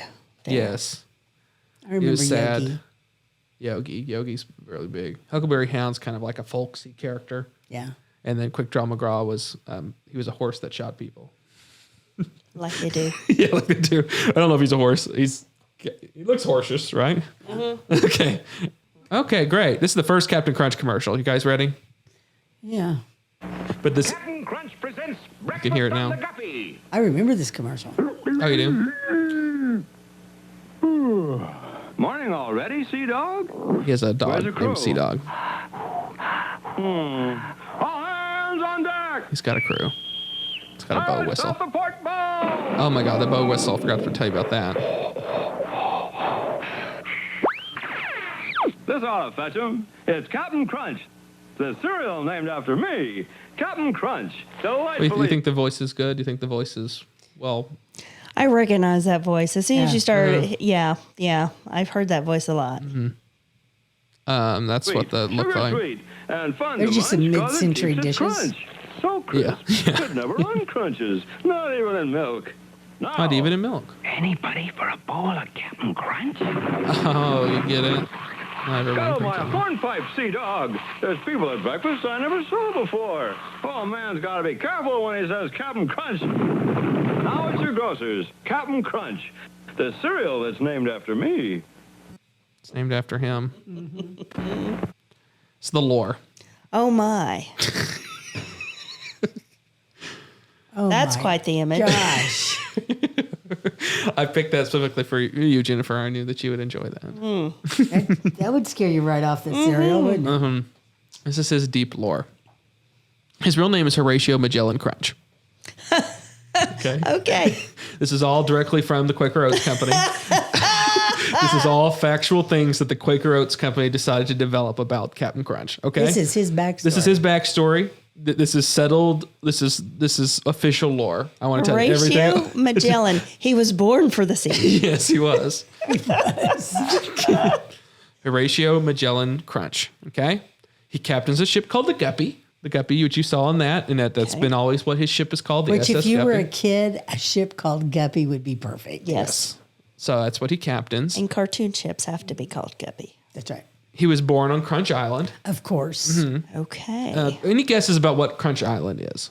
It's the island that his family colonized. They suppressed the natives, and then they renamed it after the family name, obviously Crunch. Well, that might be the actual real life story that they don't put out, but yes, He's a colonizer. I think that makes a lot of sense. Yeah. Yeah. Do you got any guesses about what Crunch Island is? What's on it and everything? I just see rows and rows of sugar cane. Good. Lots of good. I people see working in rows the of fields. Captain Crunch. Okay.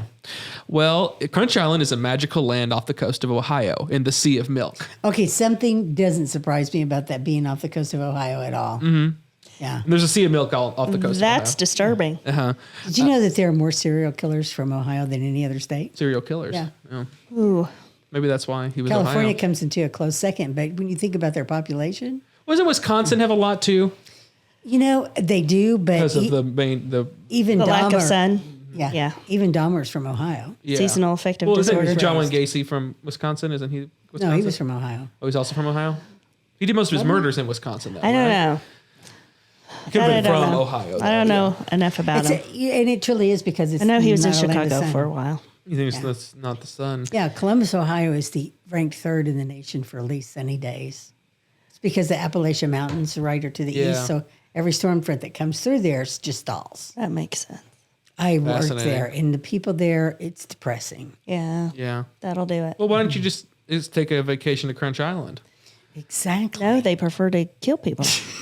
Or they could go up to, where is it that? You know that, what? They Alex try, works at? but they can't find the Sea of Milk. And it drives them crazy. Yes. And then. And also, that's they an break. official name, Sea of Milk capitalized. It is official name. So it has talking trees, crazy creatures, and a mountain called Mount Crunchmore. Also, very colonizing. Renamed, after the family. We see how this is going. This is what occurred before. Where's that place that Alex works at? Cedar Point. Yeah, this is the basis for Cedar Point. Yeah, I mean, honestly, he's right on the water out on the coast of Yeah, Ohio. that's right. He'll enjoy this. He could find Captain Crunch or Captain Crunch. I bet you $1 the place he works at is built on Crunch Island. Crunch Island. The bones. The bones of Crunch Island. Bones of Crunch Island, yeah. Okay, so here's an old commercial that kind of takes you to the secrets. It's from the 1980s. So this is Crunch Island, Captain. Yep, and we're here to show the world the secret of Crunch Island. Then let's go. Through the fields of upsy-daisies. Upsy-daisies. Oh, his hat came off. Over Crunch Island's really hot There were his springs. eyebrows. Even through Howland Tunnel. Oh, not Howland Tunnel. Wow, A whole mountain of golden sweet Captain Crunch cereal. Wow. That would be a crunchy part of a balanced breakfast. Oh, that's a balanced That breakfast. mountain's named after me. what's it called? Oh, what else? Mount Crunchmore. He carved his face into it. He did. Oh, that's fun. That's something that wasn't natural. Any comments on Crunch Island? It's small wonder there aren't more problems with children from the 80s. Yes. You know, bless their hearts. Yes. Yeah. It's probably good I didn't procreate. There you go. Oh my gosh. Does that look like a fun place to go to? It's a good thing they built Cedar Point on top of it. It's a good American message. You go discover, Yes. air quotes, someplace. Right? Name it Name it after yourself. Carve and your face in it. it. Yes. And then reap the resources until there's nothing left. Yes. Yeah. Yes. Yes. Take a. Be like, oh, this is mine. I'm going to carve my face into it, and I'm going to deplete its resources and sell it to a mass audience. Yes. And they're going to brag about it. I'm going to brag about it. Crunch Island. All part of a balanced brain. Oh, there you go. This is his crew, which is a bunch of kids and Sea Dog. Dave, Carlisle, Brunhilde, and My favorite, Alfie. Alfie. Alfie is adorable. Now, which one would you be if you were one of these people? Obviously, Broomhilda. Oh, okay. I would be Alfie, but with longer hair. Yeah, Alfie's pretty cool. Dave seems he's basic, right? He's just the normal guy. Yeah.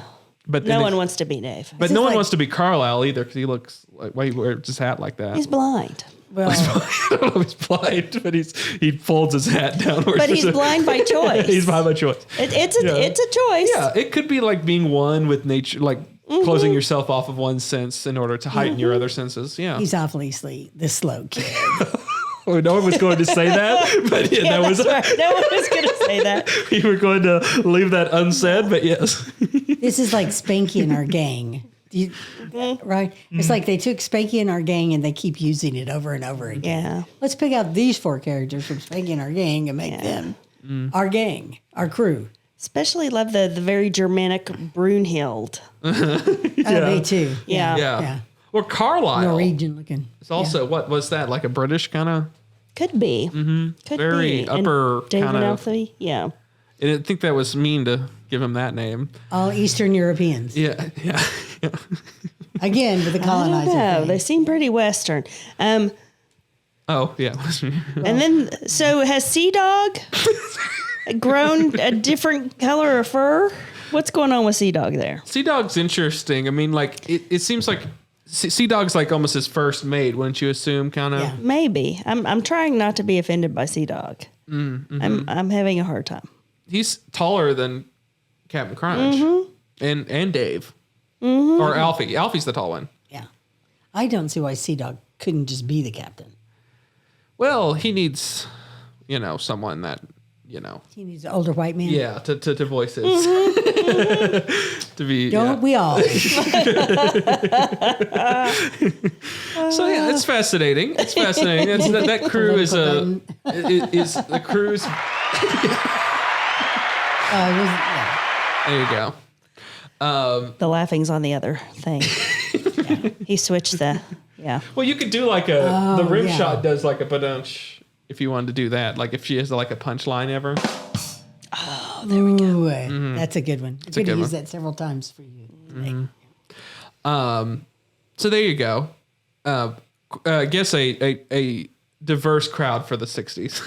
Right. This is the 80s, right? Well, it continues on. It's from they were in that original commercial. They were his crew members. Yeah. I noticed that Yeah. all the people in that. And they've stuck with Lined it. up. that was diverse for then because they had a girl. They did. They had a girl. They did have a girl. They had a girl. Yep. He's leading us into danger, So do you think? Diane. Do you Yeah. think that like this is like are these a family? What's the story here? They don't really say how he got these kids. Are they his grandkids? Are they just 4 kids he has? What's going on here? What would you guys fill in the gaps here?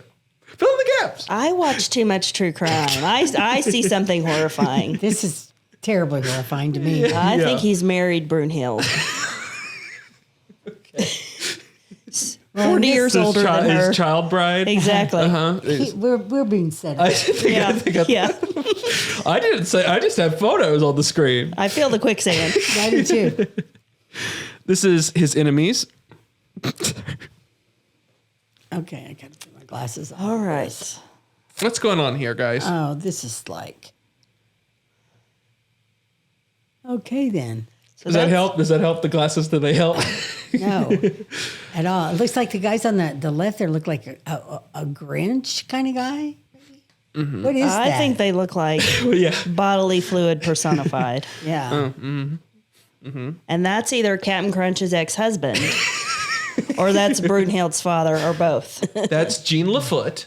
He's his biggest enemy. He's a pirate who goes the seas. He also has a sword. And he's the barefoot pirate. Yeah, he has no shoes. Yes. And so he wants to know the secrets of Captain Crunch and everything. Not much about him. He's French. He's an evil pirate. They did develop a spin-off snack for him called Cinnamon Crunch, and that was his snack. So this is where SpongeBob came from. This is a guy who's a French pirate who tries to steal the secrets for. Yeah, he's the little plankton. Oh, the little plankton guy. Oh, well, I can see that. Yeah. Okay. So what you're saying is this is all leading up to you think Captain Crunch should sue Nickelodeon. I wasn't leading up to that, but yeah, sure, yeah. So he developed his own thing, yeah. Okay. I'm more interested about these blobs over here. Yes, and I knew you would. Yeah, that's why I just kind of briefly mentioned Jean Lafoot because that is his biggest rival. Someday he's going to grow up to become Johnny Depp. Got it. Yes. And then we have over here, these people were his villains kind of in the reemergence in the 80s when they ramped it up again. And these were called the Soggies. Does that help you? That makes it even worse. They could have been called Snotties and been more accurate. They are milk. That wasn't clear. Here's your commercial to put it all together. Oh, do you like the still that they chose for that? Oh, my God. Here you go. 1980s commercial. 1986. Come on! There's breakfast to be spotted! This is a job for Crunch Power. Crunch away! Oh, he has a robot. Forgot to mention that. Oh, can anything stop these soggies? Crunch Power can. Yes, it locks delicious sweet taste Crunch in, Power so can. it's tough to sog out. This is right up your alley. Oh my gosh! Captain Crunch is a crunchy part of a balanced breakfast. I'm going on strike. He's going on strike. Oh, my God. Oh, boy. So what do you think about that? I'm glad I wasn't a child in the 80s. Mm-hmm. They're going to ruin your breakfast. That's disturbing. I know. I don't remember that commercial, though. I don't either. I was probably playing outside in a healthy fashion. Yeah. Running from strangers. There you go. Yeah. Well, that's fun, though. Right? Was that a good marketing idea? Hard to say for the times. I don't know. Maybe so. I don't know. Do you think it was the design that was the problem, or do you think that it was the idea? I think it was the idea. I don't see how that would appeal to kids. And what you have to do is get kids pestering the parent to buy the cereal. Yeah. So you don't think that being fearful of these soggies were going to help matters? No, I think the old white man battling the goop is not going to. Okay. Maybe if the kids did it instead of the captain. I don't know. What do you think about the little inclusion of a robot, Captain Crunch, that was just in there for a split second? We're going forward in time now. Technology. Yeah. You think that would help sell the kids if they were like, this robot's in every obviously they toy. thought it would. Yeah. It wasn't enough robot. Okay, it wasn't enough robot. And also, they said, what did he say? What did he say? Your alley. This will be right up your alley. I didn't mean to pause it right. This will be right up your alley, which is a joke that they're going to turn into bowling pins later. So how did he know that? Or was that a good? He's probably fought them before. However, because even though it's only a commercial, there's so much time between this and the bowling pins. How are children going to put that together?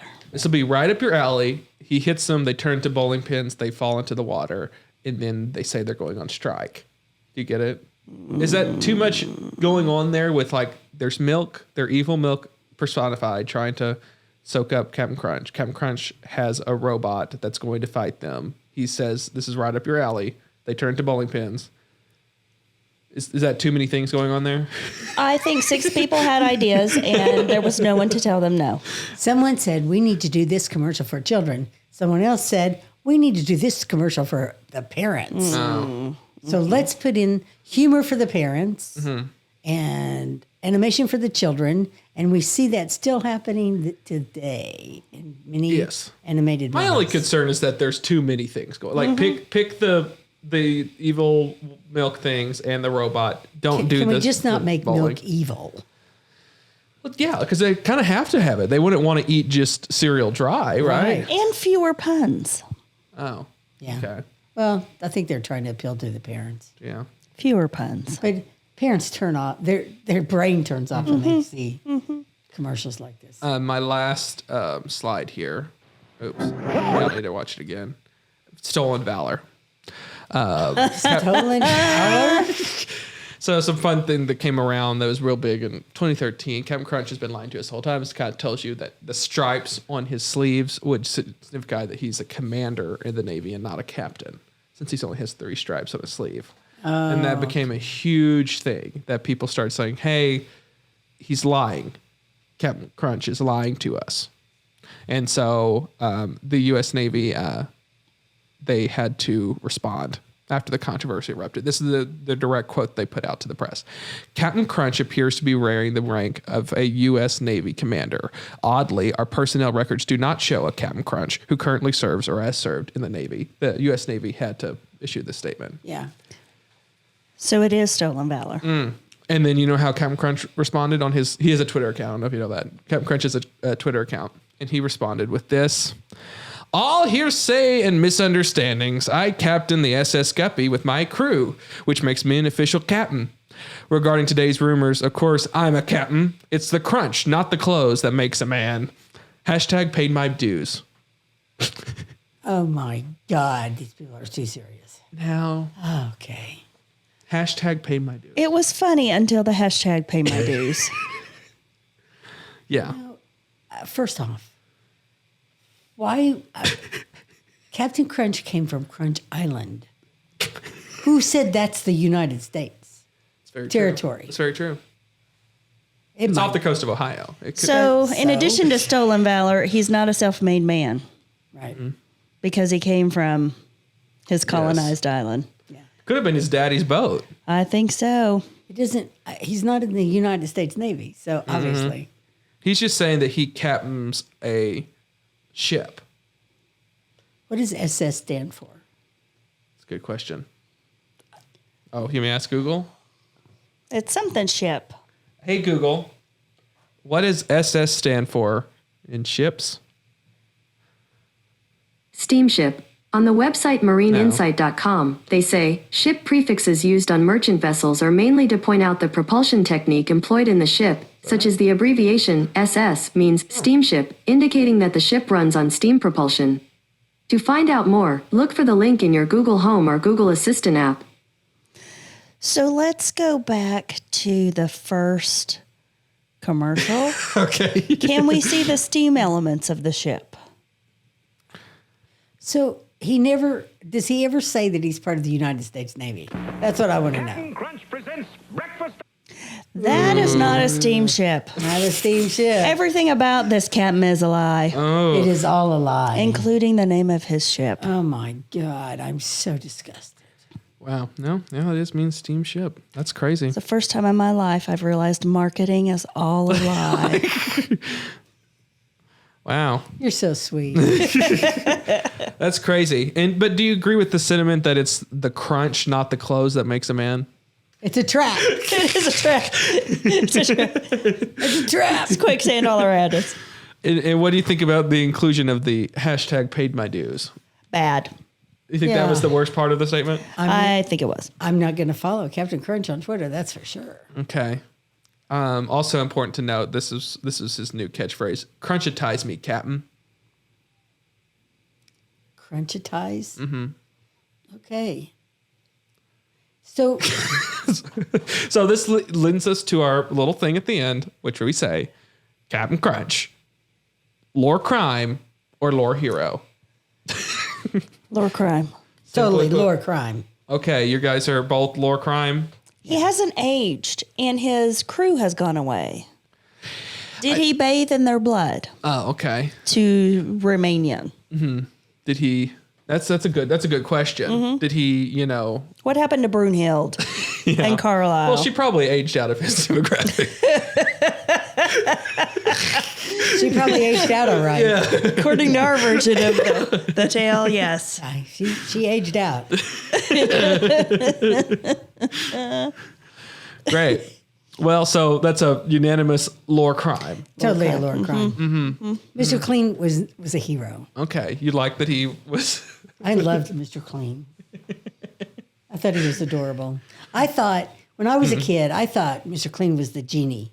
Yes, that was the sort of an idea. I really thought it was the genie. Because, at the genie. time we had, I Dream of Jeannie. Jeannie was part of the lexicon of our languages and stuff back then. So Yeah. I always thought he was a genie. I didn't know all this other stuff about him. It was very eye-opening. Yes. That is It was good. a little bit disappointing, too. Because, he was a magical hero to me. He was a hero of yours. Yeah. Well, you'll never meet your heroes, they say. Mm-hmm. And That is true. has been Lore Crimes.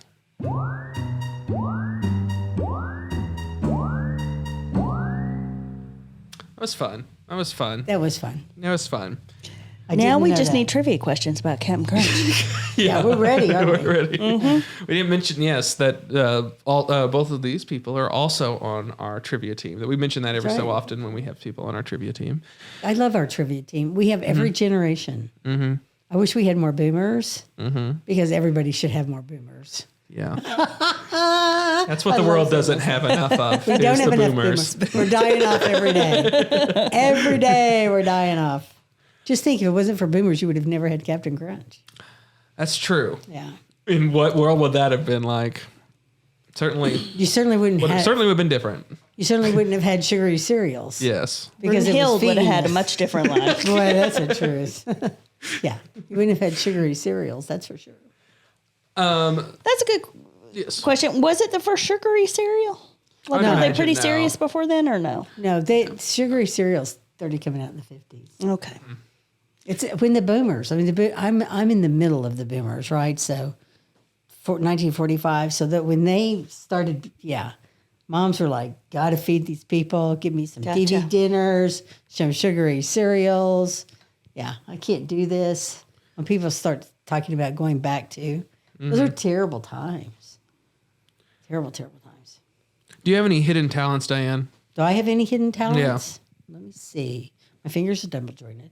Oh, really? Did that scare you a little bit? It scares the kids because I have like witch hands. Yeah. But actual hidden talents? I don't think so. You used to sing, right? Yeah, I went to college on a music scholarship. But I was able to, through lots of whiskey, drugs, and cigarettes, destroy my voice. But you did like wedding singing, right? When I was married, we did a lot of weddings. Yeah, that was kind of a side. One of the many jobs. Yeah. Yeah. So how did that work? He played the guitar. Okay. And so you would you do just like pop songs of the time? Yeah. John Denver songs. Annie was a big one. Carpenter songs. Yeah. Yeah, those were all huge at the time. Top of the mountain. What is that song? Looking down on creation. Yeah, there was one I don't know, was it a Carpenter song? Is that was big on weddings too, and it was like, it was a Carpenter song. I had to think about it for a second, how it went. Yeah, it was a Carpenter song. Carpenters were big when I was in high school. Yeah. You've also got a really great aesthetic. The artwork in your house is fantastic. Oh, Everything in your yard, the way it's put together, and you put that together from scratch. yes, no grass in that freaking It yard. is gorgeous. It's full of weeds right now. Does anybody want to come clean my flower beds? It's a perfect opportunity to ask. I was I couldn't buy a house until I was 40 because I didn't have anyone to co-sign for me, even though I worked at a bank. But I was a chick. So anyway, when I bought my house in Texas, the house that I bought was the smallest house on the block. But it had like 20 oak trees in the backyard. It's a long backyard with all these beautiful oak trees. And I really missed that yard. So when I moved here, I tried to kind of recreate it and I couldn't. But Yeah. I still love that. It's my favorite house. So you couldn't purchase a house until you were 40, is that what you said? Right. Because I couldn't get a mortgage on my own Yeah. until I was 40. So you'd have to have like a husband or a parent or what is Or that? cosigner. Cosigner or just a rent. Okay. Or, someone to co-sign it. Yeah. Times have changed Yeah. a lot. Definitely. Yeah. Which is a good thing. Yes. That is positive. You know, it's. I think the times right now, what's hardest for me are seeing people lose rights that came into being when I was coming of age. So when I was in high school, we had 500 people in my graduating class, and so probably 1,500 people in the school, and there were 40 pregnant girls. You know, and of course it was when I graduated, it was the last year of the draft for Vietnam. So a lot of things were changing at the time that due to the protests and, people who were, I guess, part of the boomer generation that were older than me. That, like I said, I'm stuck in the middle of them, right? So I benefited from a lot of work. Now, when I was in college, we marched for the ERA, for equal rights and everything we could think of at the time, trying to get, equality. And I put in a lot of time and effort into my career so that people, and I didn't even realize this till I was halfway through, so that people who came after me didn't have to work quite as hard to get those things, and to get equal pay, which we still haven't done. So you think about it, I've spent a lifetime trying to get all these things to have happen and change, and to see some of the things happening that's forcing us backward, and at least in my perception, I guess, of the world, that we're losing things. We lost voting rights. We've lost, Roe v. Wade is huge, because I remember what it was like before then, and I saw people impacted by that. And to think there's a generation of women right now who have no idea how horrible this is going to be for them. That they, not just for them personally, but they're going to bury friends. I mean, that's just, stuff that they should have never had to do with. So there's that part of it is really, that's the hardest part, I think, for me right now. Yeah. And you do a lot of like volunteer work for Jennifer. For like political stuff as well, right? Or you have I've worked done as a that. poll worker, that kind of stuff. Yeah, more so before I moved back to Oklahoma. It's kind of scary here. And maybe it's just me, and maybe it's just where I live, and maybe it's just the people that I'm around all the time. I don't know. Living in Dallas is kind of like Tulsa kind of reminds me of Dallas when I lived there, where you have this oasis, and especially like if you're in the downtown area or mid-cities area, people really that are living in these areas don't really realize how different it is once you get out into the rural areas. And I know not even that far out. Not even that far out, exactly. Yeah. And same thing in Oklahoma City. When you work with people from Oklahoma City or from downtown Tulsa, they are in an oasis. They don't realize what's happening, or because unless you're paying close attention, you don't realize what's even happening in your state. Yeah. And so you live in this oasis. And I realized that when I was living in Dallas, and I was probably more active there. We campaigned for Ann Richards. I loved Ann Richards. She was one of the best. Yeah. But she would have never won that race if the guy she was running against had not came out and said publicly that, rape is like the weather. You just have to lay back and enjoy it. Now, if he had not said that, she wouldn't have won that race, but he still would have thought it. Yeah. So, yeah. So, not so much, I'm not as politically active now. It's kind of scary. I go to some meetings and stuff, but it's a little bit terrifying. Yeah. We have several people in my neighborhood who won't put out signs and stuff just because they're afraid of the backlash, because they're teachers or they're, Yeah. Because there would be probably backlash. Oh yeah. Huge backlash. Yeah. So but it's not going to change unless your generation changes it. That's really true in Oklahoma. Yeah. Yeah. Because it's not going to be the older guys. Well, and I've seen it swing in my lifetime. You have too. Oh, yeah. You know, when we were growing up, this was a Democratic state. Yeah. So Diane's very right about that. The younger generation's going to have to step up to swing it back if it's going to happen. Although I can remember voting against Inhofe in the 70s when he ran for U.S. House. I voted against the guy my entire life. I've never seen him do anything for Oklahoma. Yeah.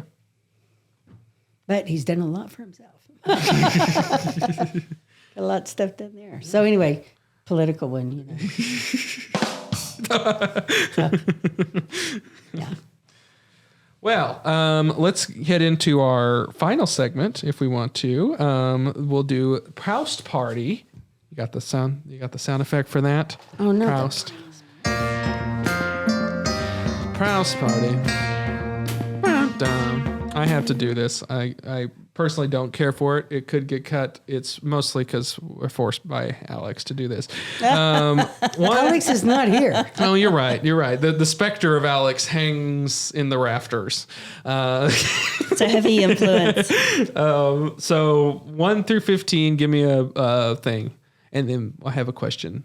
3. Special question afterwards. 3. Okay. What is your current state of mind? What's your current state of mind, Diane? You want to go first? There's no first. You're the official subject of this podcast. But you can go ahead and jump in if you want to, Jennifer. I choose not to. Okay. She also has the ability to opt out, I guess. Can I choose another number? Yeah, you can pick another number. 7. 7. Great. What talent would you most like to have? Oh my God. Mm-hmm. I'm 67 years old. I'm not going to develop any new talents. Well, just automatically get what it. would I like to have?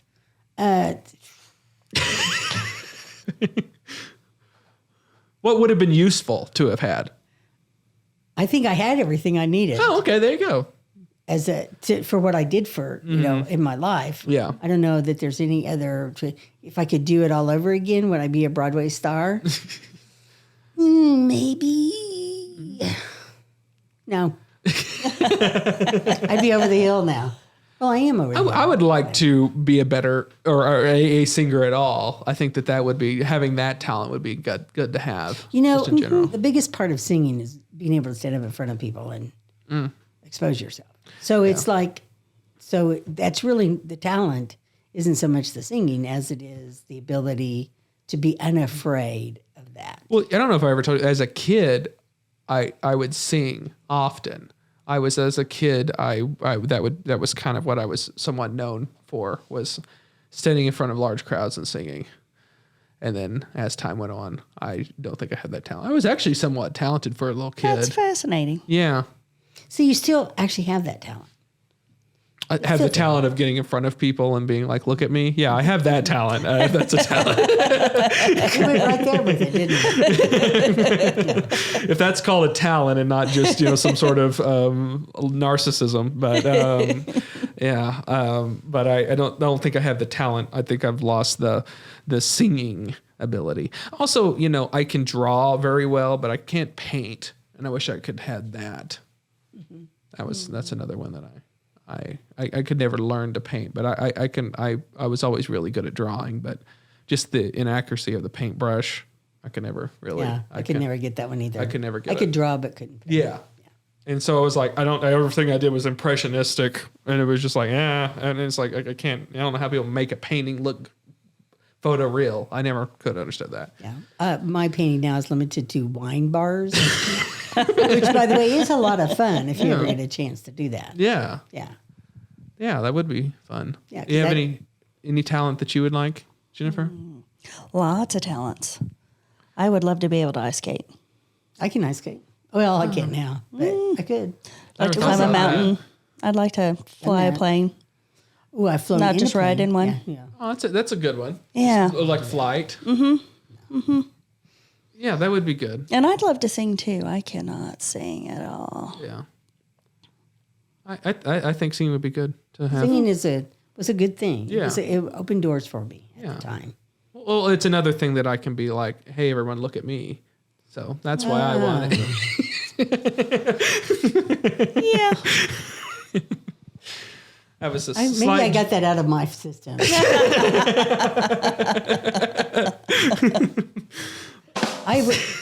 There you go. I was lucky enough to be have the opportunity to do a lot of things that I wanted to do.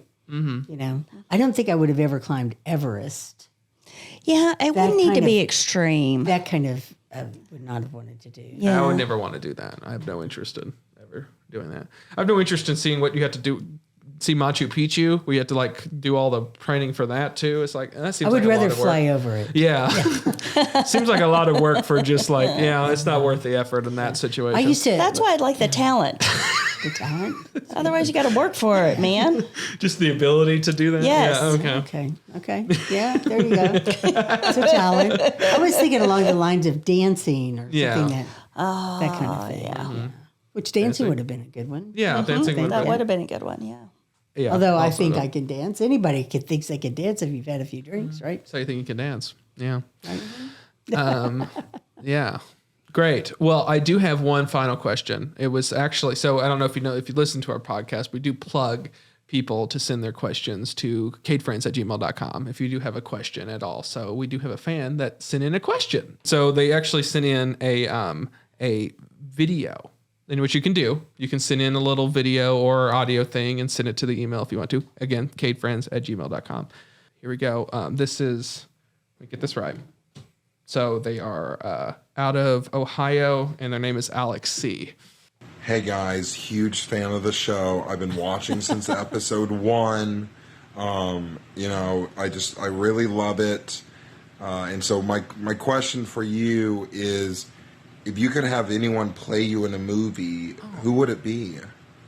Oh, that's interesting. Oh, that's interesting.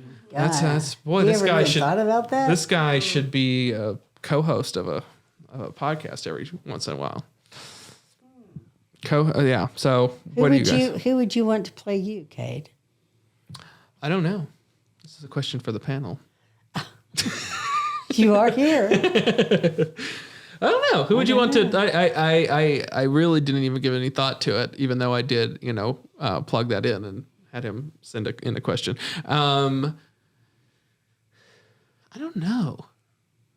Like, you don't know if you want to go like someone like that, be kind of like, funny, or if it's like depends on what type of project it would be, or if it's some sort of idealized version of yourself, or if it's. I'd go that way. You'd go that way. Mm-hmm. Some sort of ideal. Actually, mine would be both. I think if who I would want is the baby of if you mixed Sandra Bullock's DNA with Melissa McCarthy's. Okay. Oh gosh, that would be perfect. Whatever came out of that, I would be like that one. That one. Mm-hmm. Yeah. Okay, yeah, that's good. I could see that. Yeah, I could see that. Yeah. I was thinking along the lines of people my age. Yeah. So I thought Meryl Streep, obviously. Yeah. Because she's going to win an Oscar. She'd be fantastic. Yeah. If she can do anything. She would crawl in your skin. Yeah, absolutely good. And she can sing. Mm-hmm. There you go. Yeah. As well as I think I can. Yes. That's a good one. Yeah. I would like a younger Philip Seymour Hoffman. Yes. Ooh, yeah. You really just want to remake Twister. I just want any chance to do Twister. Yeah. I don't know. Yeah. So you want Meryl Streep to play you? Yes. Okay. Who wouldn't? Exactly. That's fantastic. Okay. Yeah. And I want the movie to be like good.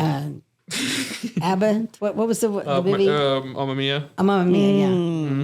I want my life to be a musical, and I want Meryl Streep to play me. Okay. There you go. Yeah. I just like how she can just do anything. Mm-hmm. Like, it's just like, no one knew she could really sing, but then she started doing these different musical things. Like, oh, well, I guess she can also just do that because she can, if this character sings, then I shall sing. If there was a talent I really wish I had, it was to be Meryl Streep. Yeah. Just Meryl Streep's talent. Yeah. Just give fantastic. me Meryl. Give me that smorgasbord. Yeah. Well, great. Anything that you want to mention here? We're wrapping up here. Anything that you feel like we need to plug or well, mention? we do have A double feature movie club. We do.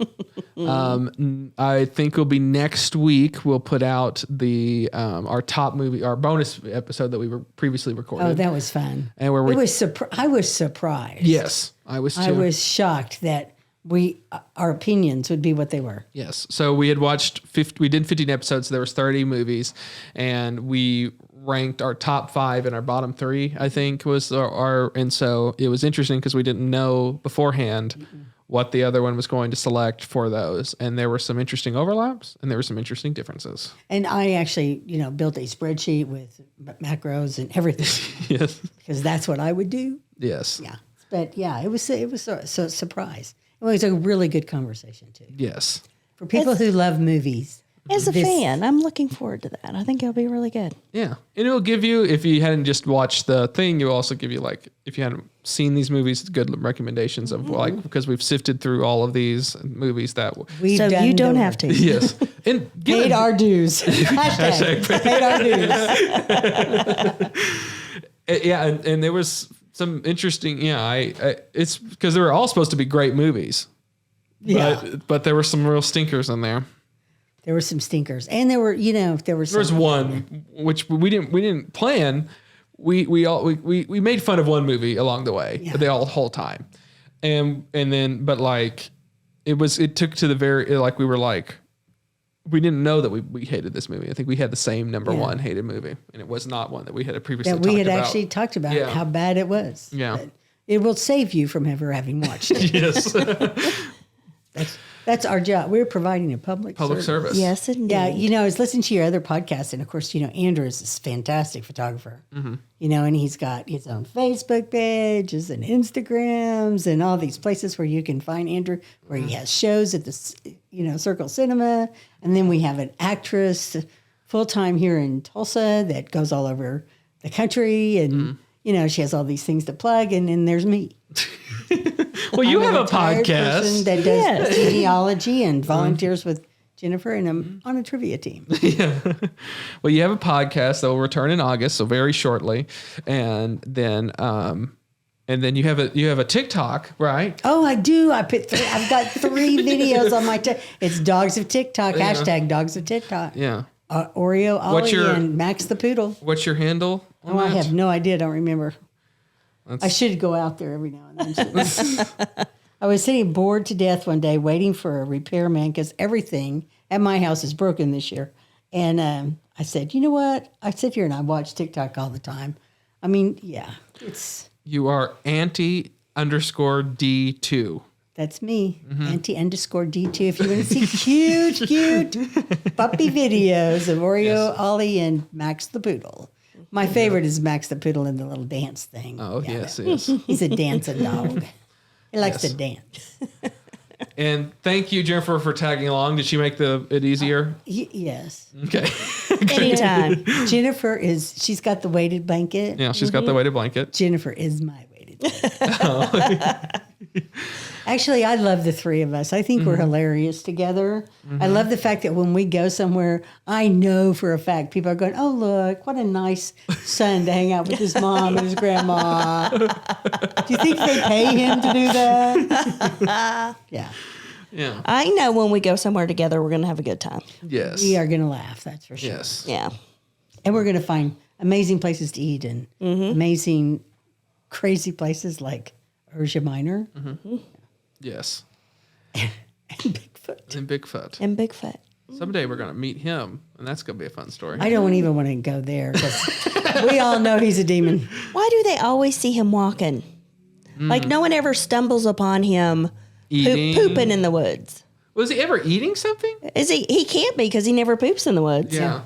Although that lady did, tell us, how we could identify the scat. Isn't he supposed to be? But no one ever catches him in the act. Yeah. Isn't he supposed to be a vegetarian? Isn't that his thing? I don't know. He's a demon from hell, Cade. He doesn't eat. You want to quickly tell that story? No, I won't tell it. Oh, well, we'll save that for another podcast. Oh, Jennifer wanted to hear it. I do want to hear it. And I also grew up hearing that he was attracted to menstrual blood, which would not indicate a vegetarian. Right. Wow, no. Would be more in the line of, because they used to say bears and Bigfoot would be, women don't go camping when you're on your women, period. you It should was ridiculous. Women, you should not fill in the blank. Yeah. Yeah. Yeah. Yeah. Because You should. Yeah. It's always because of your period. Yeah. It's the blood thing. Yeah. Yeah. Whatever we can get you inside this, the not doing what you want to do. Exactly. You can't go in the woods, can't do this or whatever. Yeah. But Diane did meet the man who knows exactly where Bigfoot came from. I did meet the man that knows that, but it's such a long story and it's a scary story. You were on a cruise. Yes, was on a cruise. We're gonna force Oh my God, you're going to force me to tell the story. So, It's a good wrap up thing. Yes. okay. So my friend got sick and she couldn't go. So I went ahead and went by myself because by God, I was going on this cruise. And so we're going Where was it a across cruise to? the Caribbean. Okay. And we're on our way to the Yucatan Peninsula, where there are ruins there like Chichen Itza and all that stuff. And so it's the very first night, and I go to our dinner table assignment, and there are two couples there with me. Okay. One couple is a youngish couple in their 40s, I would say. And the other couple, who I am seated next to, are in their 70s, I'm going to say. And the man has the shock white hair, like a mane of white hair. He's wearing a black suit and has on a string, one of those string tie things, you know. Totally. And then this young couple, and they start telling me this story of how they know each other. This is one of my favorite stories ever. Yeah. They're in, which is just incredible to me. The young couple lives in Colorado, and they have some land. Yes. And next door to them is another family, and the father of that other family is the guy sitting next to me with the black suit on. And the string tie. Okay. The guy goes into this hardware store, and this man with the string tie is talking to the owner about how he's looking for a place where he can park his kettle corn trailer and motor home because his daughter won't let him park it on her property. And this younger man, who I'm going to call Ralph. Okay. Ralph tells the older man, he says, well, where's your daughter live? And the older man tells him, and Ralph says, oh, well, that's right next door to me. You can park on my property. So the older man does that. So for the next 10 years, this older man, as he's coming through town with his kettle corn trailer, parks on this property. This older man and his wife are going all over the country to carnivals and stuff with their kettle corn. And their tent revivals, I'm pretty sure. So anyway, so we sit down to eat and they pray before dinner, which is, fine. There's lots of people who do that, even in my own family. And so then they start talking. And the subject of Bigfoot comes up. As it does. As it does. The younger guy, there's a lot of stories that go with this that I'm skipping over. In any mixed company, Bigfoot would naturally come up. Yeah. That creates this, why Bigfoot would even come up. The younger guy brings we up want to hear Bigfoot. that too. Yeah, you do at some point. Anyway, he brings this up, and I start laughing. I said, "Oh yeah, my brother's a big fan of Bigfoot, because he is." And so this guy with the string tie, thank you, with the shock of white hair and the black suit. I mean, Does he have any facial hair going on? No. Oh, so it's just Clean the shaven. So is the hair pulled back? It's just It's free. No, It's pulled. It's pulled back. Okay. It's combed back. Yeah. Combed back. Yeah, no part. Just combed back. Yes. Like a mane. Yeah. Thing. Yes. Anyway, Sam Elliott could play him without the mustache. He had to be one of the mustacheless. Yeah. Sam Elliott characters. So he says, he looks at me and he goes, Bigfoot is serious. And I'm like, oh my God. And so how dare your brother be a fan? I know. He proceeds to tell me, he looks me straight in the eye, and he's got these really cold blue eyes, and he's looking right at me. And these people across from me, the younger, are like, in admiration, they're just like, they're devoted to this guy. Oh. All of a sudden, this whole dynamic changes at this table. And this man says, Bigfoot is the demon spawn. And the reason why people can't catch him is because he only what did he say? He only steps on the earth whenever demons are needed by God. And I went, whoa, golly, this is going to... So I said... And you were trapped on a boat with this man. Yes. The idea is like he only comes into this plane every so often. That's why they can't capture him. That's why why he they can't phases catch in and out of this plane of existence. Why they don't catch him eating or pooping. Yeah, maybe there's another plane for pooping. Yeah. So and that's basically what I asked. So like I Rick said, and Morty. Yeah. So when people get near him, he just goes back to hell. And I was like, oh, okay then. So Other plane's hell. it's the other plane. Yeah. Like the multiverse. Yeah. Yeah.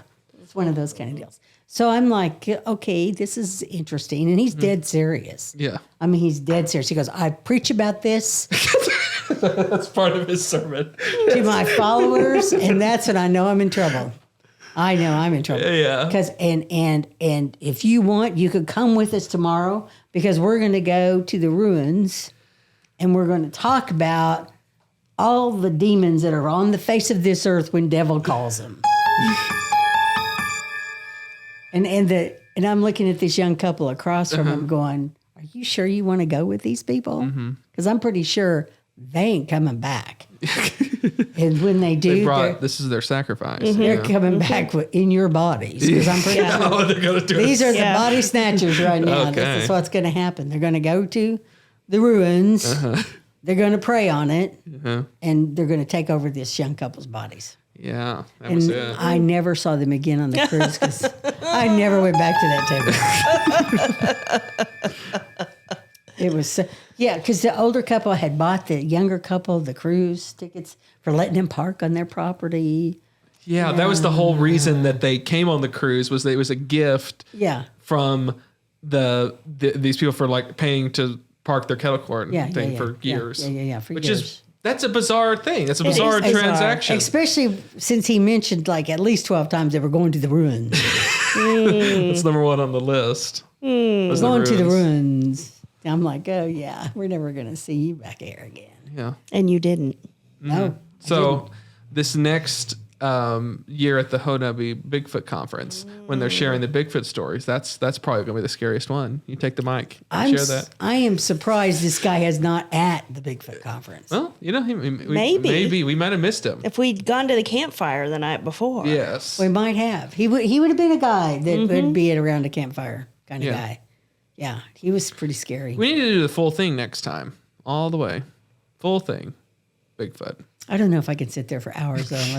Did you notice that there were like 1,000 people at this place, but only 40 were in there listening to the Bigfoot guys. Yeah, everyone else they were me's out for the merch. Yeah. They weren't. Well, they had weren't they ticketing at the door or something? Didn't you have to pay? Yeah. We didn't pay because we were at the tail end. We missed. Yeah, they didn't make us. A very nice lady let us in. Yeah. Everybody else was there for the arts and craft booths. Yes. Food trucks and the great music. Well, the raffle tickets. The gun raffles. Yeah. Gun raffle. For the children. Yeah, the children win their very own AR-15. Yes. That's right. The child size version too. That was real. That happened. Not a joke. We could have done a whole podcast just on Bigfoot. We could have done Great.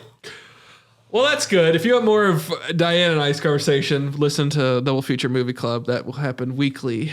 It's a fun time. Jennifer's an avid listener. I am. Would It's you agree? fantastic. Okay. Yes. We're trying to get Jennifer on. I think we should have her on. Yes, we need to have her on. I would be on there. Yeah, that would be fun. Yeah, it's fun. It's fun time. We could do a watch two one-off and movies. just talk about Thor: Love and Thunder. Torture Cade with it. Yeah, I think so. Yes. Yeah. We could play him some Taylor Swift. Well, cool. Did you have a fun time here, Diane? I had a great time. Thanks for inviting me, Kate. Oh, no problem. Alex, thanks for the question. Yes. We miss you. Yes, Alex will be on here next time as well. We have some Alex ones as well, so just a lot more. I'm just grateful Alex did not come up with a nickname for me. Yeah, well, it's a torturous experience for all those involved. Yes. It was definitely torturous. Well, thanks for watching. Everyone wave bye. Bye. Bye.